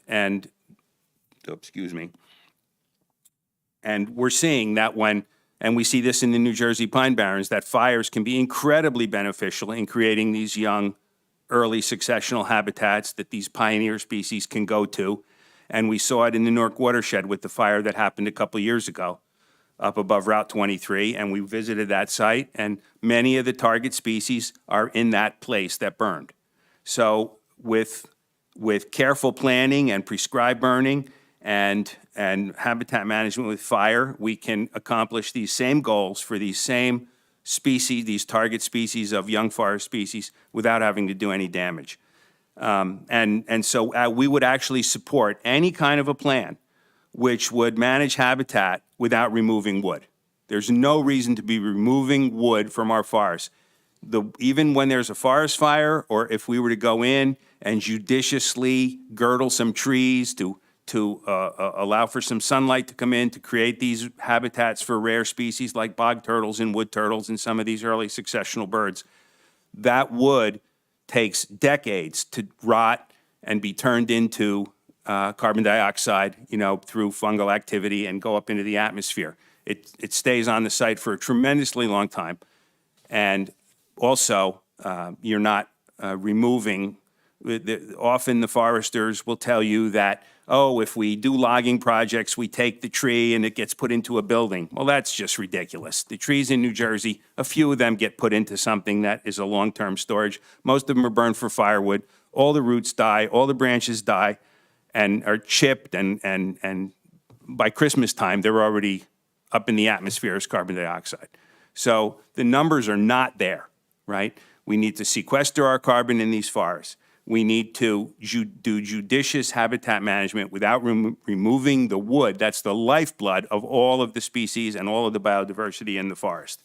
And there's a paper, which is very important, and you have in your package a summary of that paper. It's by Kellett, and it's a 2023 paper. And the title of it is Forest Clearing to Create Early Successional Habitats, Questionable Benefits, Significant Costs. And it goes through many of the reasons that Sharon and I also spoke of, but a bunch of others. And this summary is 5 pages long. It's been put together by one of the folks in the audience tonight. Ken, what's your last name? It just slipped out of my head. Ken Dolsky. And it's a spectacular summary of that paper, and you should read it and become familiar with what's in it. So let me say, I think I've said everything I want. I've got a couple more things I want to say. So we could be managing for these early successional species on these abandoned farm fields that are owned by the Department of Environmental Protection. Now, some of the species that we could be managing for, it's not easy. I'm not saying it's easy, and the people of New Jersey, should be willing to pay for some of these things. Taking old abandoned farm fields that are coming up in Russian olive and getting rid of the Russian olive with forestry equipment and planting native species, making sure that we can control the deer through fencing or through targeted hunting programs and getting the food to the people who need protein. And we could be creating early successional habitats on these thousands of acres owned by the DEP that are right now leased to farmers. And what those farmers are doing are planting Roundup Ready soybeans and corn, basically poisonous fields where nothing can live, right? Now, I will say the Division of Fish and Wildlife has tried to actually enlist some organic farmers or at least low chemical farmers on some of these places. It's hard to get people to find people who want to do that because the farming community in New Jersey is still hell-bent on all the typical Roundup Ready chemical-laden practices. But that should not be allowed on public land, right? We should not be poisoning our public land that was paid for with Green Acres money with all of these horrible chemical practices. You and everybody in this room paid to buy those public lands with Green Acres money, and here they are being used for Roundup Ready crops. It's abominable. It's the only word for it. Now, we actually had Senator Smith tried to revise the leases, the farmland leases on state lands and say, okay, let's give them a couple of years to get different seed sources and plant different crops. And by 2025, let's have the farmers on our state lands not be able to use neonicotinoids, which are killing all the insects, and Roundup Ready crops. And they actually approved that at the State House Commission. And then without a public meeting, that approval was overturned when somebody in the farm lobby heard about it. And without a public meeting, that clause that Senator Smith wanted in the leases was removed, which is probably illegal. I mean, I'm not a lawyer and I didn't have the money to, sue the State House Commission. But those are the kind of things that happen. And that's what's happening on our public lands. Bad decisions, unjustifiable, abominable things that need to stop. And they need to stop soon. So that's just one example of that. We talked about carbon sequestration. Oh, one last thing I want to mention. Many of the birds that are being managed for on Sparta Mountain, what I like to say is they're the birds that I go see when I bring my leaves to the South Plainfield dump, okay? Because when I go to the South Plainfield dump, it's edge habitat on the edge of the Dismal Swamp. There are ball fields and scattered willow trees and ditches that drain into the Bound Brook and piles of compost and scattered hedgerows. And I see many of the species that are supposedly target species at Sparta Mountain because they're edge species, right? They're species that have fairly generalized habitat requirements. And they don't need to be managed for in the middle of a gigantic closed canopy forest. We can be managing for those species at the edges of farm fields on all of our other public lands with some judicious and well thought out habitat management plans. And yes, they might be a little bit costly, but it's, that's why in New Jersey we have Green Acres funding and Green Acres stewardship funding and open space trust funding to do the right thing, not to make silly decisions because of expediency and because federal agencies are trying to shove those practices down our throat. Thank you. Are you willing to take some questions? Absolutely. Okay. Does anybody else want to start? Oh, I don't need to start. I can go, I have a list. Okay, go ahead. Oh, so I just want to read back kind of what I heard, because I like a lot of what you two said. I appreciate it. So it sounds like the management is, again, kind of humans dabbling in what nature can do all by itself and what it has been successfully doing for eons. It sounds like I will disagree that the land has never been plowed because glaciation, but say that some of these areas are kind of post-glacial archives of soil horizons, representing all this mycological diversity, perfect habitat for native species, oaks, hickories, low pH, and that, maybe we're focused too much on looking up here and listening to the birds, and we need to be looking at the subsurface, the foundational processes, the mycological, again, diversity.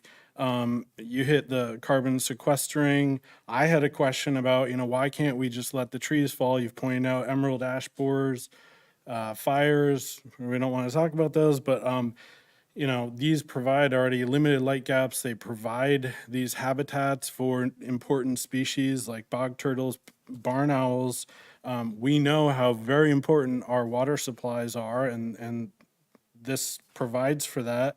It sounds like we're trying to avoid what is being created, which is edge habitats for deer proliferation and reduce diversity with native species. And I would disagree also that all farmers are Roundup ready. I know some farmers in New Jersey who would love to practice, to get a little bit of support to practice no Roundup, very labor intensive farming practices. They just don't have the opportunities. Maybe they're not in the immediate local area, but if we could provide them those opportunities, they would jump.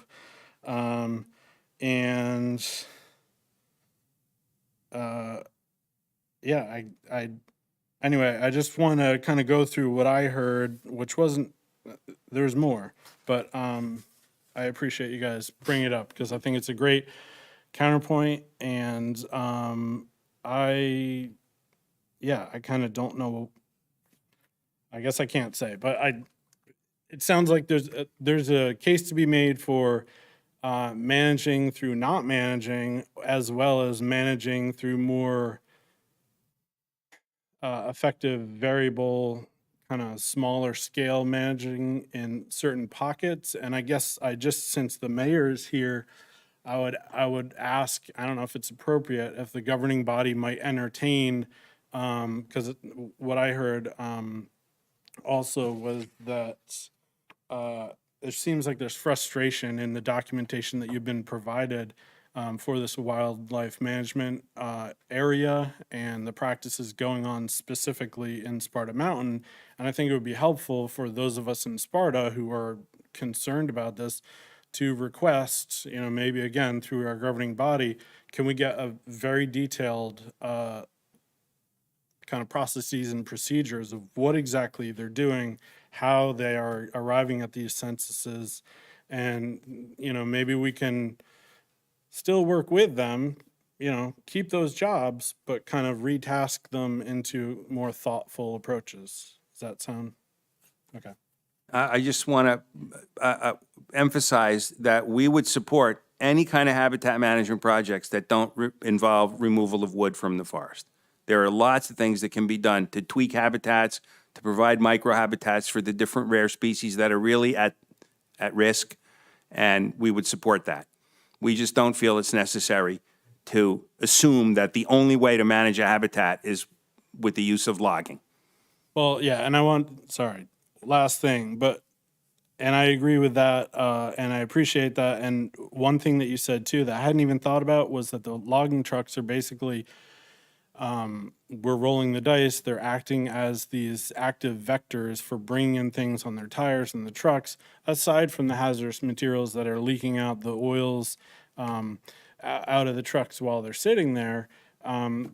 Because it's something that we deal with our many lakes and waterways around here is, you know, anytime you put a boat on the water, is this the year that we get harmful algal blooms from invasive aquatic species that come off the hull of the ship?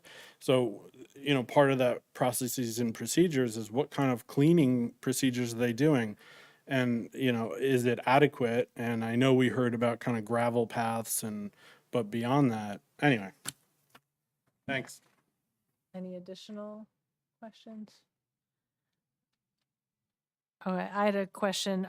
So I know that you talked about the bird species that they're trying to build habitat for. One of the things that I have not heard mentioned is the power lines. And it seems like the miles of power lines that we have are exactly and we already have a lot of that right in the middle of all these forests. So how much space do this particular bird that they're trying to, how much space do they actually need? There's plenty of room on all those power lines. There is a problem in that I think it's the Federal Emergency Regulatory Commission. They used to be able to manage the sides of the power lines as young forest. They did what they call a stadium cut, and you would have these nice saplings. They can't do that anymore. They can't allow tree growth in the power lines. And the young forest bird species do need young trees.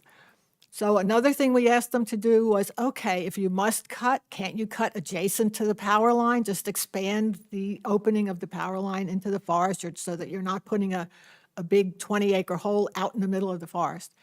We got nowhere with that request. There are some young edge species that do breed in the power lines, but the division apparently feels that's not enough, and they still feel they have to cut the forest. So like if a single large oak falls down in the middle of the forest, that's not enough space. It needs like, is it like a 20 by 20? Like what's the minimum amount they would need to consider it edge forest, I guess, what I'm trying to understand. If it's known, it may not be something that's even. I'm not sure that it's known, but you Okay.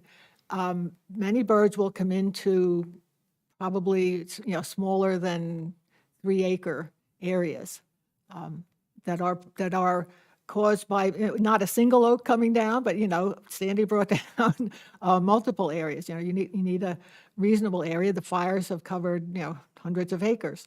But to do what Emil was talking about, you did on Tranquility, right? You did small area management. Yeah, we did a.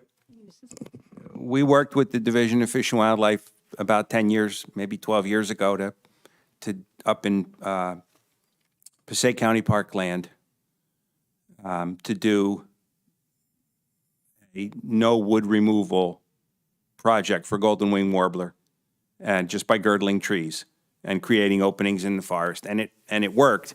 Of course, that was when we still had golden wing warblers. They're moving north because of climate change and getting genetically swamped by blue wing warblers, and so there's really no hope for the golden wing warbler anymore because of climate change. We're just too far south. And that's actually, the management plans at Sparta Mountain initially, there were golden wing warblers living in all the power lines in many spots on Sparta Mountain. And the first management plan, I think it was as early as 2005 or 2007, was to just do exactly what Sharon just said, was because of the way that the power companies had to start cutting down the saplings, just to widen the power lines like a string of pearls, make little blips along the edge of the power lines where you could have sapling trees for the golden wing warblers. And that was tried, but at the same time, the golden wing warblers were declining. And so, there may be a couple left on Sparta Mountain. I think Sharon's husband has evidence that even the ones that look like golden wing warblers sing like blue wing warblers now. But, so genetically, they're really not there anymore. But anyway, many of these birds did live in the power lines before the power lines couldn't be managed properly anymore. And so it's unfortunate. A lot of them are managed now with herbicides, which is also a problem, I think, for water supply concerns. But at any rate, it's a problem because you just can't put 2 pounds of bologna in a 1 pound sack. And they're forest interior birds. The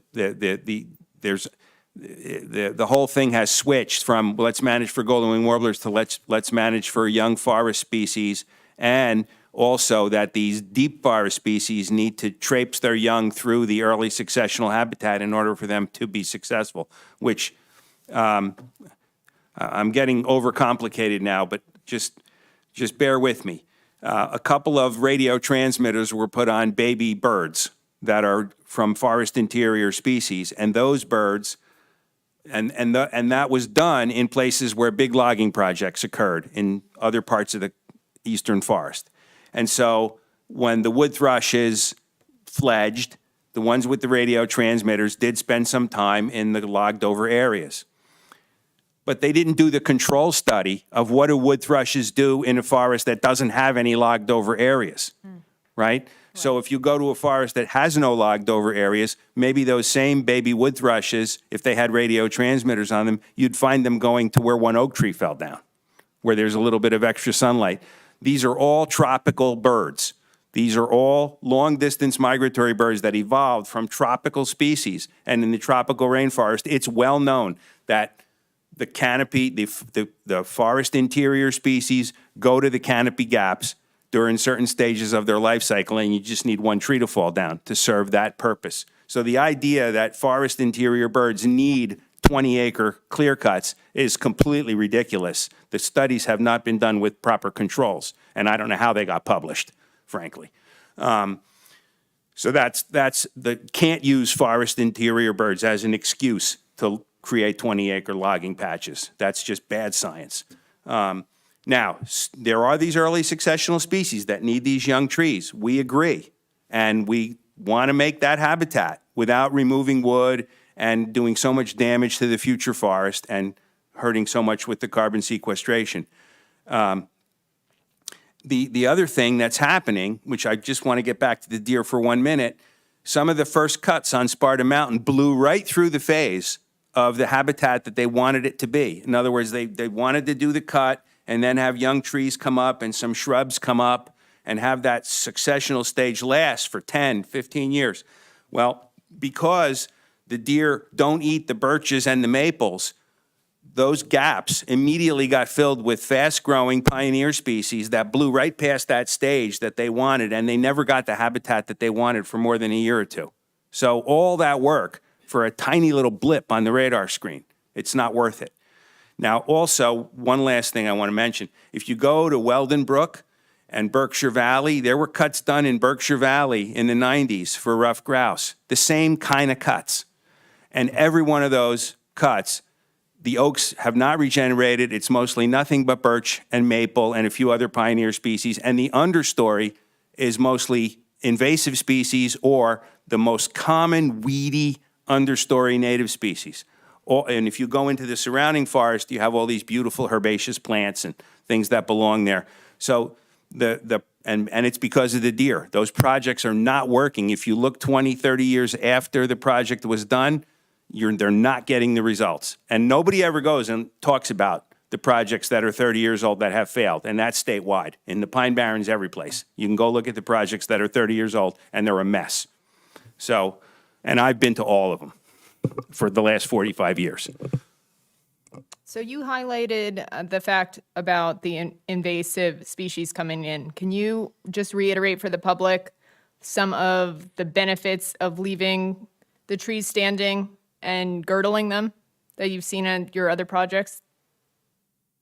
Well, if you do that, you don't have to have a 20-acre gap where, the edges of it still have some shade during the course of the day and they don't have too much wind.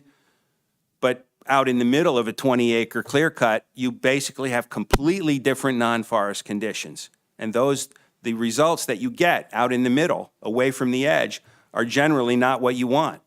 Whereas if you do no wood product removal, you don't need to fill up a certain number of trucks to make the thing cost effective, right? You just do small patches, do some girdling, let a little bit of light in, and create the habitat conditions that many of these species will still use without having to go through all the trouble of the roulette game of what's going to happen 20 years down the road.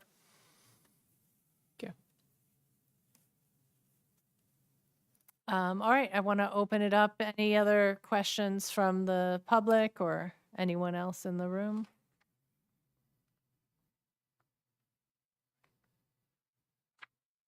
Hi, Neil Clark, and I will be talking on behalf of, as mayor of Sparta Township. This was originally intended to be with town council. We did have the folks from New Jersey Fish and Wildlife to come out, and I want to explain the genesis of this, which was I had spoken with Julia Summers a while ago, and who had talked to me about the forest stewardship plan. And that, what the DEP was doing. And I think I want to applaud this environmental commission as well as the township, which is, yes, the township does not own the land in Sparta Mountain. DEP owns it. But DEP is doing it in Sparta Township. And I think we're doing a very valuable thing tonight, which is, we are holding the DEP accountable. If you say it's going to do certain things, then you need to come in and prove it. and tell us it's doing what, and justifying what you're doing. I think that was our original intent, to have them there. But also knowing from Julia that there was also a countervailing that, what the DEP is saying may or may not be true or not. And so I'm very happy that we were able to have, subject matter experts here tonight who live and breathe and have devoted their professional lives to these issues. I think you do a very valuable service. I will make sure that my fellow council members see this. There's written documentation. I will make sure that they look at it. But I do want to point out one thing that bothers me, not that what you said, but during the presentation on March 25th, there was a gentleman from, I think it was the New Jersey Forest Service. Was that who it was? He said he was vice president. Oh, Richard Kelsky? Yes. He stood up and he, That's probably not the New Jersey Forest Service. That might No, be the he's in- Forestry Association. or Forestry something. yeah, the Not the forestry, government. the Forestry Association, he came up and he read off, I guess, the Highlands Council had done some type of finding that he wanted to make the impression that the Highlands Council endorsed the forest stewardship program. That was, what you heard when I was listening to that was I wanted to go back and see if that's what he actually said. And that was the impression he wanted to leave the council, was that the Highlands Council supported that. But I was given tonight a letter by the Highlands Council dated July 10th. No, that date is incorrect. I hate autocorrect. Okay, When I what's the date of printed it? it out, it's Okay. March 31st, 20. Okay, March 31st, 2025. So this is, the presentation was done March 25th. This was, letter was March 30th. 31st. March 31st. And so this letter is after the presentation, the one where the person made the representation that the Highlands Council supported. And I'll just read from it because when I read it, it bothered me. It says, the Highlands Council finds that the Sparta Mountain Forest Stewardship Plan is not consistent with the Highlands Regional Master Plan and does not satisfy the legal obligations required per the Forest Stewardship Rules citation to the relevant statute. The Highlands Council recommends that all forest stewardship work related to the Sparta Mountain WMA FSP be immediately suspended until an assessment of all completed work has been done, a further review of impacted resources, a Phase 1 archaeological survey is completed, consultation with another acronym that I won't repeat be done, and documentation provided, and the proper capital project review and GP1 permits are obtained. And so in light of this letter, I feel, and I will speak on behalf of myself, and I know how maybe my fellow council members, that was misleading for that gentleman to stand up and give the impression to this council that the Highlands Council supported this. And I would recommend, I don't know if he knew that the Fish and Wildlife Service was there, or they coordinated each other to be there, but that should have been corrected. And if you're going to come before this council, we're going to expect you to not misrepresent, particularly another agency.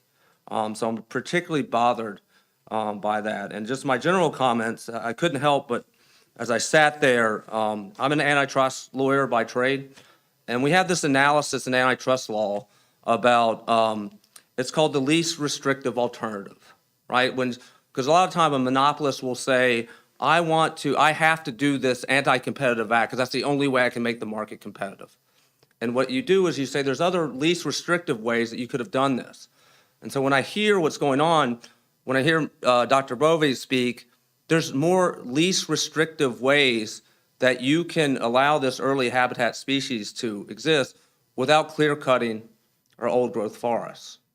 And then another analysis that we do a lot of the times is you have to look at all the benefits, the pro-competitive benefits that can happen if you take this action. And here, I think what the Highlands Council seems to be conveying in its letter is like, wait a minute, you haven't looked at the negative impact this may have on the Highlands region. You're focusing on one little narrow aspect, the birds, but you're not looking at these other, the vernal pools, everything else. And so to me, it's been very eye-opening.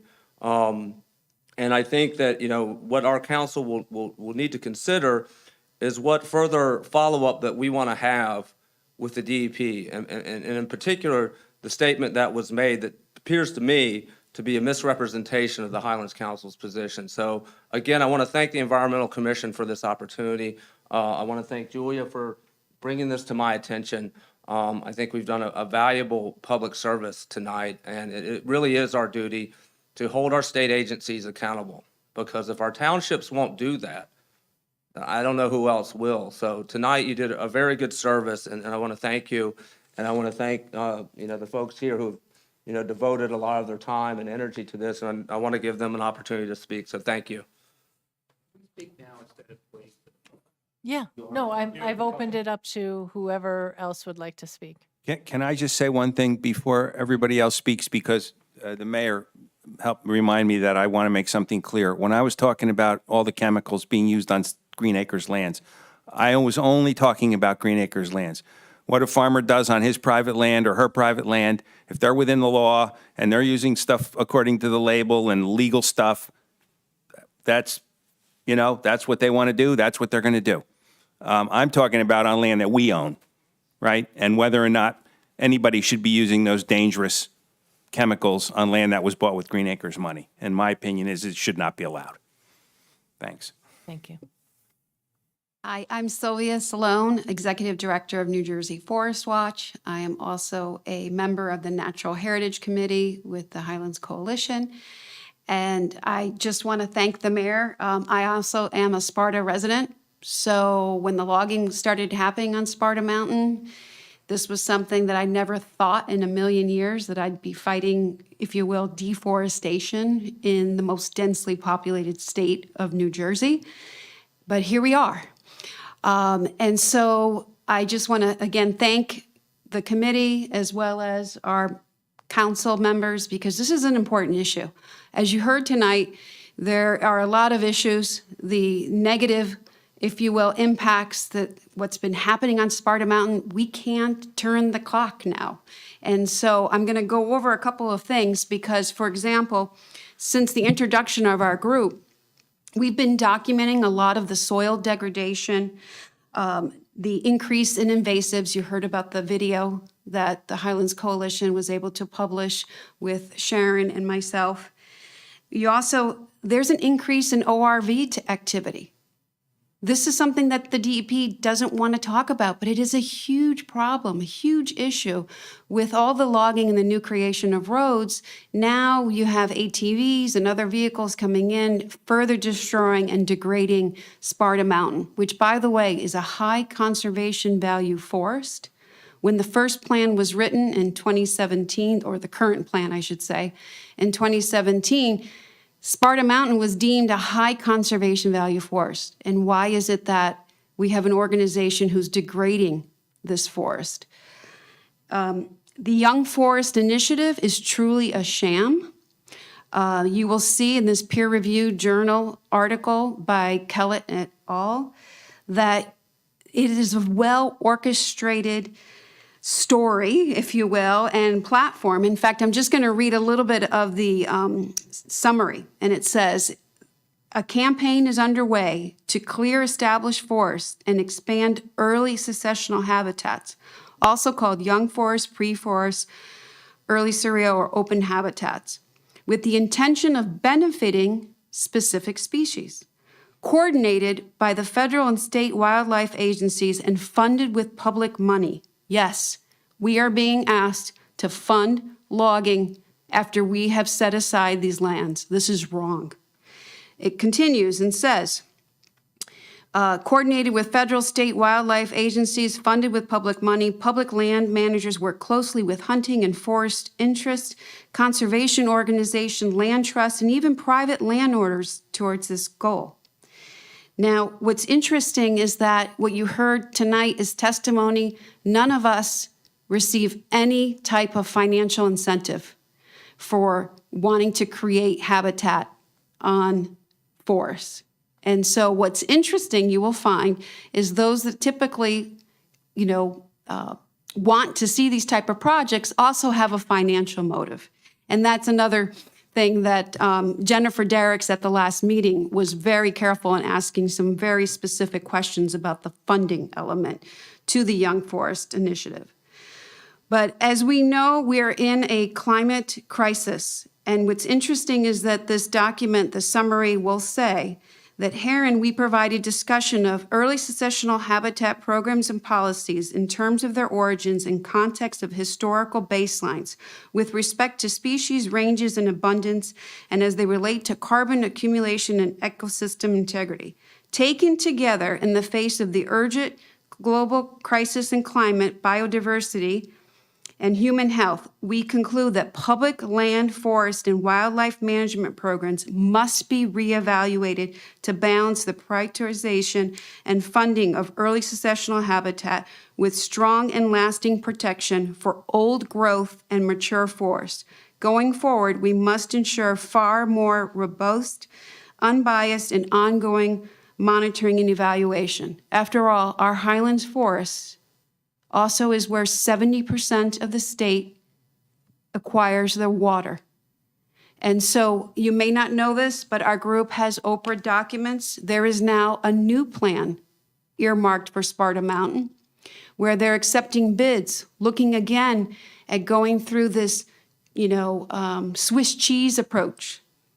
And so one of the things we'd like to encourage, you heard from Dr. Emile DeVito and from Dr. Sharon Wander today, is why doesn't the department go back to the areas that were logged previously? Do not go to new areas and punch holes in these areas and create more invasive species and create more new roads and more soil degradation. The mycorrhizal fungal kingdom has been destroyed in these areas where the logging equipment has been. The current plan for next year, 2025, 2026, is in an area that originally the DEP told us they were not going to touch.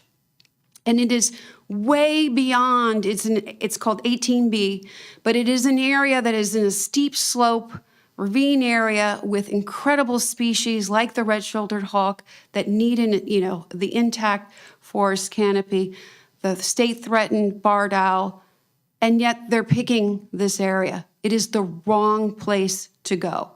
The next area, which is the last area for the 2027 year, is such a, I can't even think of the word, maybe abomination, I think that might be. It is off again the Edison Monument Trail.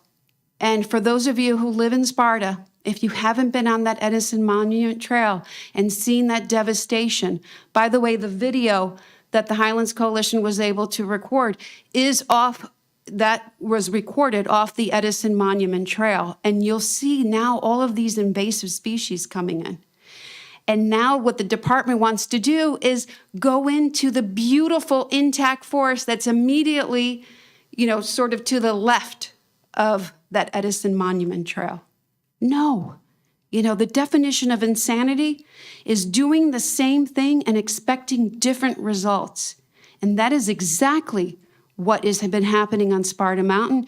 We as Spartans, we need to hold true and not give up and really encourage the DEP to do a better job and to work with us in coming up with some of these other ideas and solutions that we have. Because the future is, we're already, affecting it. The one thing I also want to share with you in your packet, you've received the total acreage disturbed and early successional habitat analysis on Sparta Mountain. Just in case you haven't known, about 139 acres have been cut on Sparta Mountain. You'll see it, our group has been able to tell you what type of cut. Basically, when you see clear cut, it's a clear cut. They call it a modified seed tree. There's nothing modified about it. It's a clear cut. Shelterwood is where they leave a little bit more tree canopy, okay? And so those have been all the cuts, and that is the equivalent of 105 football fields. So think about that visually. We have now 105 football fields on Sparta Mountain in a high conservation value forest in the Highlands. Now, think someone mentioned the rights of way. Our original documentation in this plan, the 2017 plan on Sparta Mountain, talked that the rights of way is about 140 acres. In this new bid proposal that our group was able to Oprah, it says 150 acres. So I may have to adjust my sheet here. But if you take the 138.55 acres that have already been cut, plus the 140 or 150 in this case, you have already over 278 acres of, quote, early successional habitat on Sparta Mountain. So my goal, and hopefully all of us today will see that we need to encourage the DEP to not continue logging, to look for other solutions, and to go to those areas that have already been disturbed and perhaps do some of the things that Dr. Emil DeVito mentioned, as well as Dr. Wander. Okay, and I'm going to let my colleague now, Ken, speak. So thank you. If you have any questions, does anybody have any questions before I go?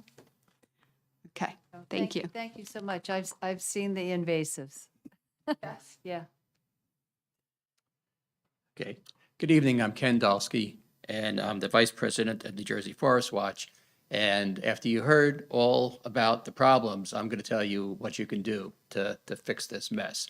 But before that, I just want to diverge for a second, and I want to respond to something that the mayor brought up, which was that when the DEP looks at these projects, they don't consider the harms. It's not a hidden issue. It's not something that they avoid describing. They have a process, and they've explained the process to us. And the process is basically to show me one good thing that would come out of your proposal, and they don't look beyond that. They don't make up a scorecard to say, what are all the pros and cons of these projects? If they get one positive and they agree that that's worth pursuing, they do it. So it is an extremely flawed decision process. And that's, they don't want to hear they don't want to get negative inputs. They're like living in a cloud, and that's why we're living with problems like this. So let me get back to my original subject. And let me explain what's going on, because the path that we think could solve this is through the legislature. Probably nobody ever said that before with a smile on their face, but I think that given where we are, that's about it. So Senator Bob Smith has introduced a bill, S-2424, in the legislature, ostensibly to address the issues raised by the New Jersey Highlands Coalition, New Jersey Forest Watch, New Jersey Conservation Foundation, and others regarding DEP's logging program in our public forests, and also to address the issue that, in fact, there are no state regulations for management of public forests. And we never talked about that. That's a finding that came out of the task force that Senator Smith had in 2022. But there are actually there are regulations for private land. There are no regulations for managing public land. So the DEP is just doing whatever they want, and nobody is challenging them. And there are not even regulations we can point to that say that you're violating your own regulations. So I say ostensibly, because this is ostensibly this is a bill to fix the problems. It is a very bad bill that does not fix anything. And we're going to ask you, both the Environmental Commission and the Town Council, to communicate your views to Senator Smith on the need for changes in the bill. And I'll explain this a bit further. So basically what I'm saying is the path to fixing this is going to be to influence the senator to fix the bill. This bill, as currently written, supports the status quo of unlimited forest cutting, which is intolerable.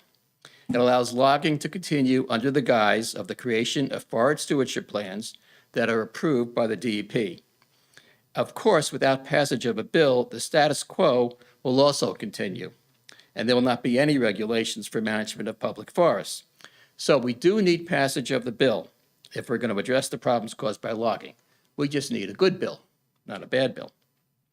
So we are asking for two major changes in the bill. First, and I'm rehashing some ground that, especially Emil has already covered. The bill first should require a pause in the use of forest stewardship plans for logging until the new rules and regulations for management of public lands are developed. The way the bill currently states, that once it's passed, you can still use FSPs and still log until the regulations are written. However, this could take a year or two after the bill has passed, so a pause is very significant. Without such a requirement, the DEP will have no incentive to create new regulations, which is exactly what has happened in the past. So in the past, the DEP was instructed by the state to write regulations for public lands, and they just didn't do it, and nobody followed up. And so unless you have a bill that says they cannot log until they write regulations, they'll just probably ignore it and not write the regulations. Second, we covered this already. We're asking that the bill prohibit the removal of wood from public lands other than for reasons of health and safety. This would eliminate the current DEP logging program because it uses the wood removal to fund the cutting.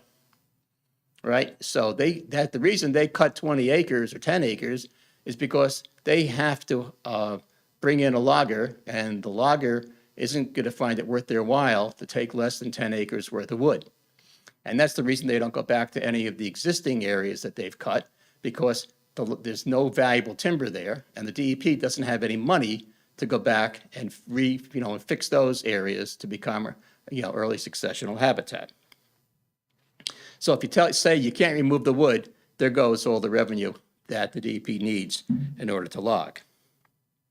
Wood removal itself worsens climate, seriously degrades habitat. Wood retention on site maximizes carbon storage, habitat creation, and soil formation. Currently, the bill allows for wood cutting and removal in support of the false science arguments, including climate health, that previous speakers have debunked. There are simply no valid reasons for removing wood, especially related to climate change.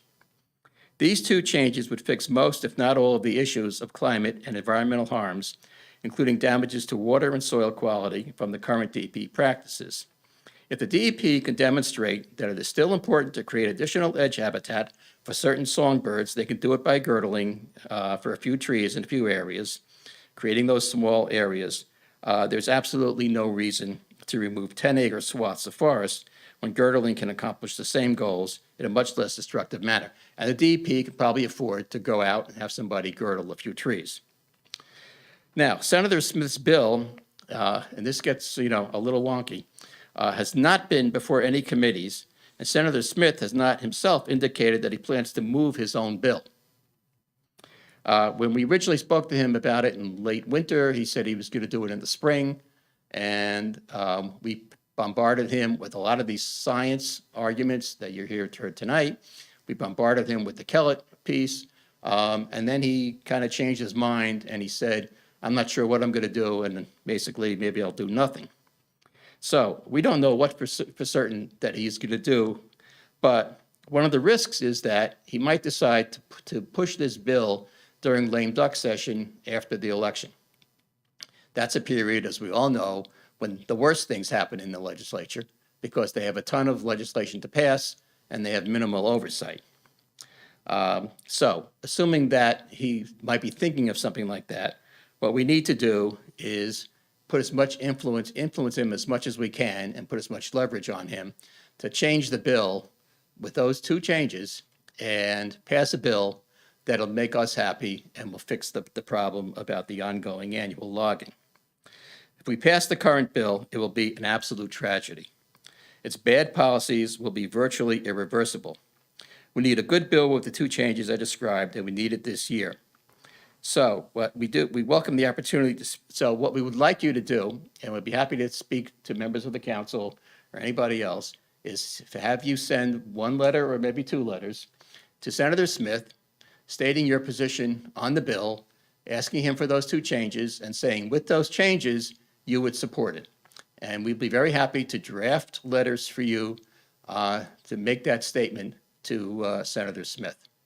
So we'd like to work with you on that. And hopefully he will pass the bill with at least with those changes in it, maybe one or maybe both of them. and we'll fix the problem. Because if we don't do that, the status quo says, despite all the science, nothing's going to change. DEP is going to continue to log. We've heard them say if they get, if they have this opportunity, they are not going to change their policies. And so, and talking to the DEP is probably just like talking to the wall. Is not going to fix anything. So that's our suggestion, is that we'll try to leverage Senator Smith, and we'll be back in touch. Questions, comments, thoughts? I just have a question about the bill itself. I see a lot of highlighted areas in this, but you're just suggesting we focus on the pause and restricting wood removal. Yeah. Yeah, I don't know what highlighted areas you're talking about, but, Well, there's a lot of important highlighted. oh, you have the bill itself there? It's the one whatever we were given. No, Oh, I think that's it's the not one- the bill, it's the Dear Senator letter. Okay, the draft of it, yeah, I wrote that. So, yeah, we try to impress upon him that there's a lot of problems, but almost all those problems go away if you can't log. So, for example, one of the issues was that it gave the DEP tremendous autonomy over the logging program. Well, if they can't log, it's not great, but, we can live with a bad DEP leadership as long as they can't go into the forest and do what they're doing now. And there were other issues in terms of how they looked at carbon storage, and the fact that they ignored the whole issue of quantifying the carbon storage issue in the bill, and just said, well, we'll leave some areas as carbon protected areas, without any measurement of how much carbon was going to be saved. How much the Global Warming Response Act said that the land sources of carbon needed to be increased. So it was very bad, there was no math, very bad policy. If you can't log, then I don't care what their math is, because then we will maximize carbon sequestration. So when you say stopping the removal of wood, it fixes a whole host of other sins that are currently going on. Thank you. Okay? Let me just bring you one bit of information about sequestration. There's some really good people in the DEP's Bureau of Forestry. They're really good scientists, and they're on top of a lot of things. And one of the really interesting things is that the state of Maine, right, which you think of as this vast forested state, their net carbon gain each year is 0, because they cut and remove as much as what they don't cut, and the trees growing adds carbon. Well, as much as grows every year, they cut and remove. So they have a net carbon gain of nothing in the state of Maine because of their intensive management. New Jersey is 7-1. In New Jersey, if you count all of our forests and all of our suburban areas, and now it's probably changed a little bit because of all the storms and because of emerald ash borer and things. But New Jersey is not an emitter. New Jersey is sequestering 7 times more carbon than it's releasing. Now, that's probably dropped a bit in the last 5 years since that analysis was done, because of some of the problems of ash trees rotting and storms blowing trees down, and they're all getting wood chipped. Where I live, I live in South Plainfield. The city of Plainfield got racked on the night before July 4th, and all these giant trees came down, and they're all turned into mulch already. So they're going to be gone by Christmas. That's all going to be carbon, right? In the carbon dioxide in the atmosphere. So we're not as well off as we were before COVID, but with all these storms and fires and things, you're probably not as good as, we're not 7-1 anymore probably, but we're still way better than Maine in terms of sequestering carbon, even though we're a tiny little New Jersey. So it just goes to show you what we can do with the right policy, right? We can sequester a lot of carbon. We can take all these fields that are not agriculture anymore, that are public land, and we can turn them back into, afforest, right? We can turn them back into carbon sequestering places. They won't have lots of biodiversity because they're on post-agricultural soil, and they're never going to have all those beautiful wildflowers and all the incredible shrubs and native plants. But they can sequester a ton of carbon, right? If we started managing those areas instead of ignoring the problem areas and focusing on, perpetuating this 1930s idea that the only way to fix anything is through logging. I think we're getting to the end of this. This is Julia Summers. If Ben Spinelli was here, he is the executive director of the New Jersey Highlands Council, he would talk about the importance of the forest to protect our water supply. So just a couple of factoids to remember. 840 million gallons of water every single day of the year gets exported from the New Jersey Highlands to the rest of the state. That's 6.5 million people. More than 70% of the state's population gets some or all of its water from the New Jersey Highlands. These comments, which the mayor referred to, is explaining why the damage, which you've also heard from Dr. DeVito and Dr. Wanda, the damage that this kind of logging does to the soils and to our water supply. But the comments provided by the council is about protecting our water supply and why this shouldn't happen. And I know that the council would be happy to come and talk to you if you were to invite them and tell it to you. So if you have questions, they can answer that. But it's another whole other reason why we shouldn't be doing what we're doing. So I really thank you very much for listening to us this evening. This is the first time we've had an opportunity to be heard, and it really feels good. Thank you. Thank you. Thank you for coming. I do want to make one comment to hold myself accountable, which is this. I will, just on behalf of me as a council person, I would like to work with you. I think what I would like to do in lieu of a letter is actually have, and I'll have to convince my fellow council people that it's the thing to do, is a resolution passed by council to recommend that the changes that you want to S-2424 be adopted. And so in lieu of a letter, this would be on behalf of the council. This is done, normally I'm not a big fan of resolutions for certain bills that really don't have any impact in Sparta. This bill has an impact in Sparta. And so I'll also make sure that whatever that resolution we come up with, we will vet it with you, the Environmental Commission. Yes. And then I think that would be the mechanism that we could use. I think we might, before we do that, Julia had alluded that the Highlands Council would, I think, I will try to I'll talk to Ben and see if he would come, because I think, as we talked about, what is being ignored by the DP apparently is the effect that this has on our water, the Highlands area in general.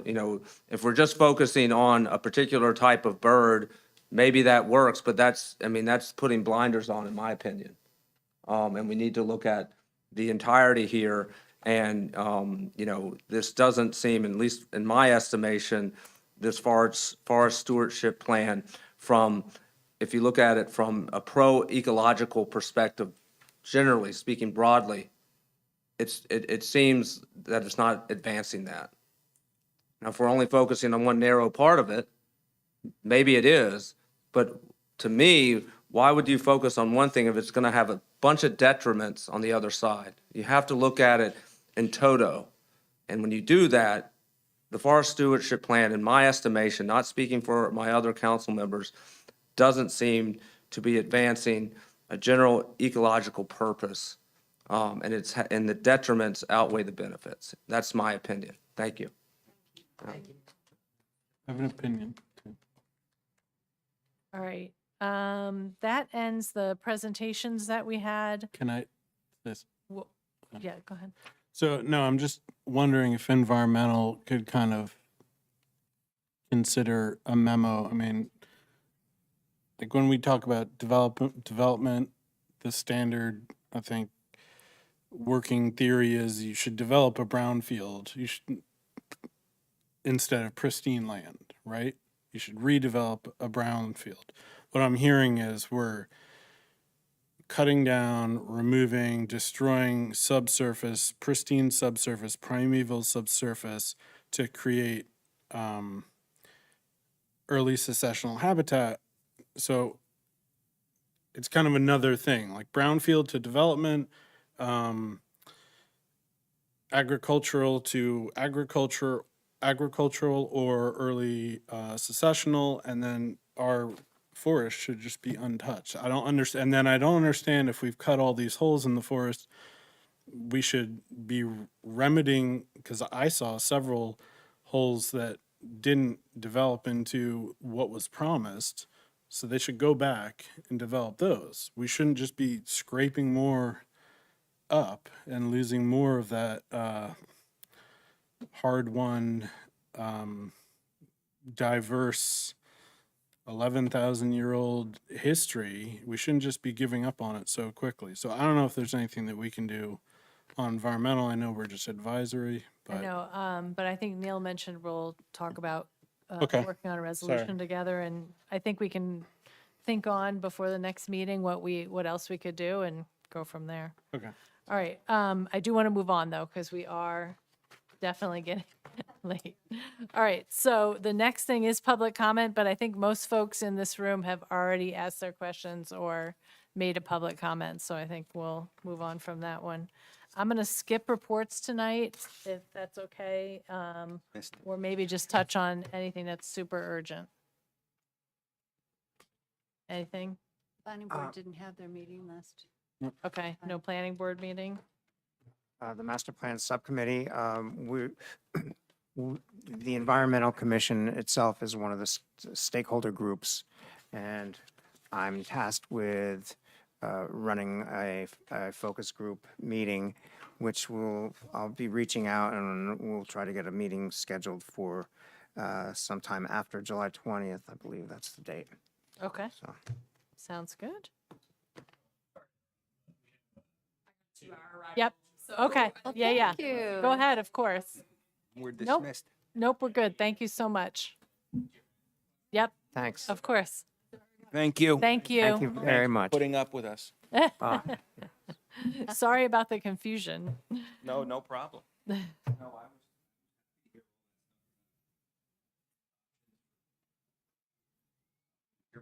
Yeah, Yeah. it came together very nicely, It I did. thought.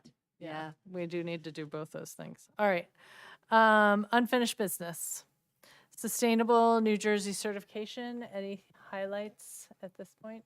We're still at the 155 points that I mentioned last time, and then the final deadline is July 31st. So we're putting in our final actions, but we're going to be in the bronze We're gonna be in the level, just bronze. higher than we were last time. Very nice, thank you. Still? That's good. Okay, the next ones are Packaging and Paper Product Stewardship Act resolution, the 3 resolutions that we've been talking about. I don't know what happened last time, I'm sorry. Margie's not here, so we don't know. Yeah, we don't know. Yeah. Oh, she was taking them to town council and we Yes. haven't heard yet. Okay, got it. The new student liaison, we have not gotten any applications yet. John, you have a friend? Not that I know of that has an interest in Okay. like this field, but I'll keep looking. All right, thank you so much. Let's send it out again, Emily, to everybody. I know, like, we sent it out right as school was ending. Yeah, it's true. And so people were probably doing end of year stuff. So let's just give them a little reminder. I did get one inquiry, but actually the person that was interested was above 18 and we have an open position. And so I suggested they just apply as a regular member. Yeah. So, yeah. Finally, annual report. So the annual report is through June 30th, 2025, so it's not actually late. You should have a copy of it. I think everybody saw it via email already. Did anybody have any additional changes or updates? Anything that we missed that we did this year that we want to call out?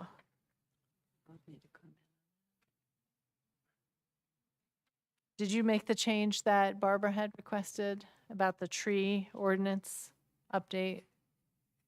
I don't remember what that was. She sent an email back, I maybe? think I did. Yeah, everybody I responded to and I Okay. added changes. Yeah, it I'll looks double like, check though, but I'm pretty sure I did. okay. And then the only other thing I see is, and I know this is like, I couldn't fix the formatting either to make, when you list what they're, under the current members, to make it in line. For instance, for Christine Dunbar, Planning Board, I couldn't make it go in. I don't know if you can. I'll try to fix it. Okay. Yeah. Yeah, and same thing with like Dan Chiarello. He was replaced in January, is out of line too. Okay. So I don't know if we can make, it's just formatting. So if nobody sees anything else, I'd like to formally say that we're going to approve it for being sent. It's not really a formal approval, but approve that it's ready to be sent to the town council. Yeah? Mhm. Yeah? Yes. Okay, all right, great. So those two things, double check that you made Barbara's changes to the town or tree ordinance update, and then see what you can do with formatting, and then we can go ahead and submit it. Got it. I just want to know when it's on the agenda so that I can attend that meeting. Oh, okay. And I'll do some highlights about it. Okay, perfect. Okay. All right. I think Ken is here to talk about the Superfund, climate Superfund. Again? Sure. Yeah. Yeah. Oh, do we have more? Ken, you wanted to make another comment? I was under the impression that this was going to be a full joint council commission meeting. If that was the case, then bringing up the Climate Superfund Act might be helpful Hmm. to speak with the council. Hmm. Okay. All right. Yeah. Unfortunately, two of the council members have COVID, or one has COVID and one's sick. Yeah. So, so they missed out tonight. That's why we're late. Oh dear. Yeah. Okay. Any new business? All right. Hearing no new business, do I have a motion to? I'll make the motion to adjourn. Thank you, Rob. Do I have a second? I'll second. Thanks, Christine. All in favor? Aye. Thank you, everyone. Thank you. Yeah, it's a long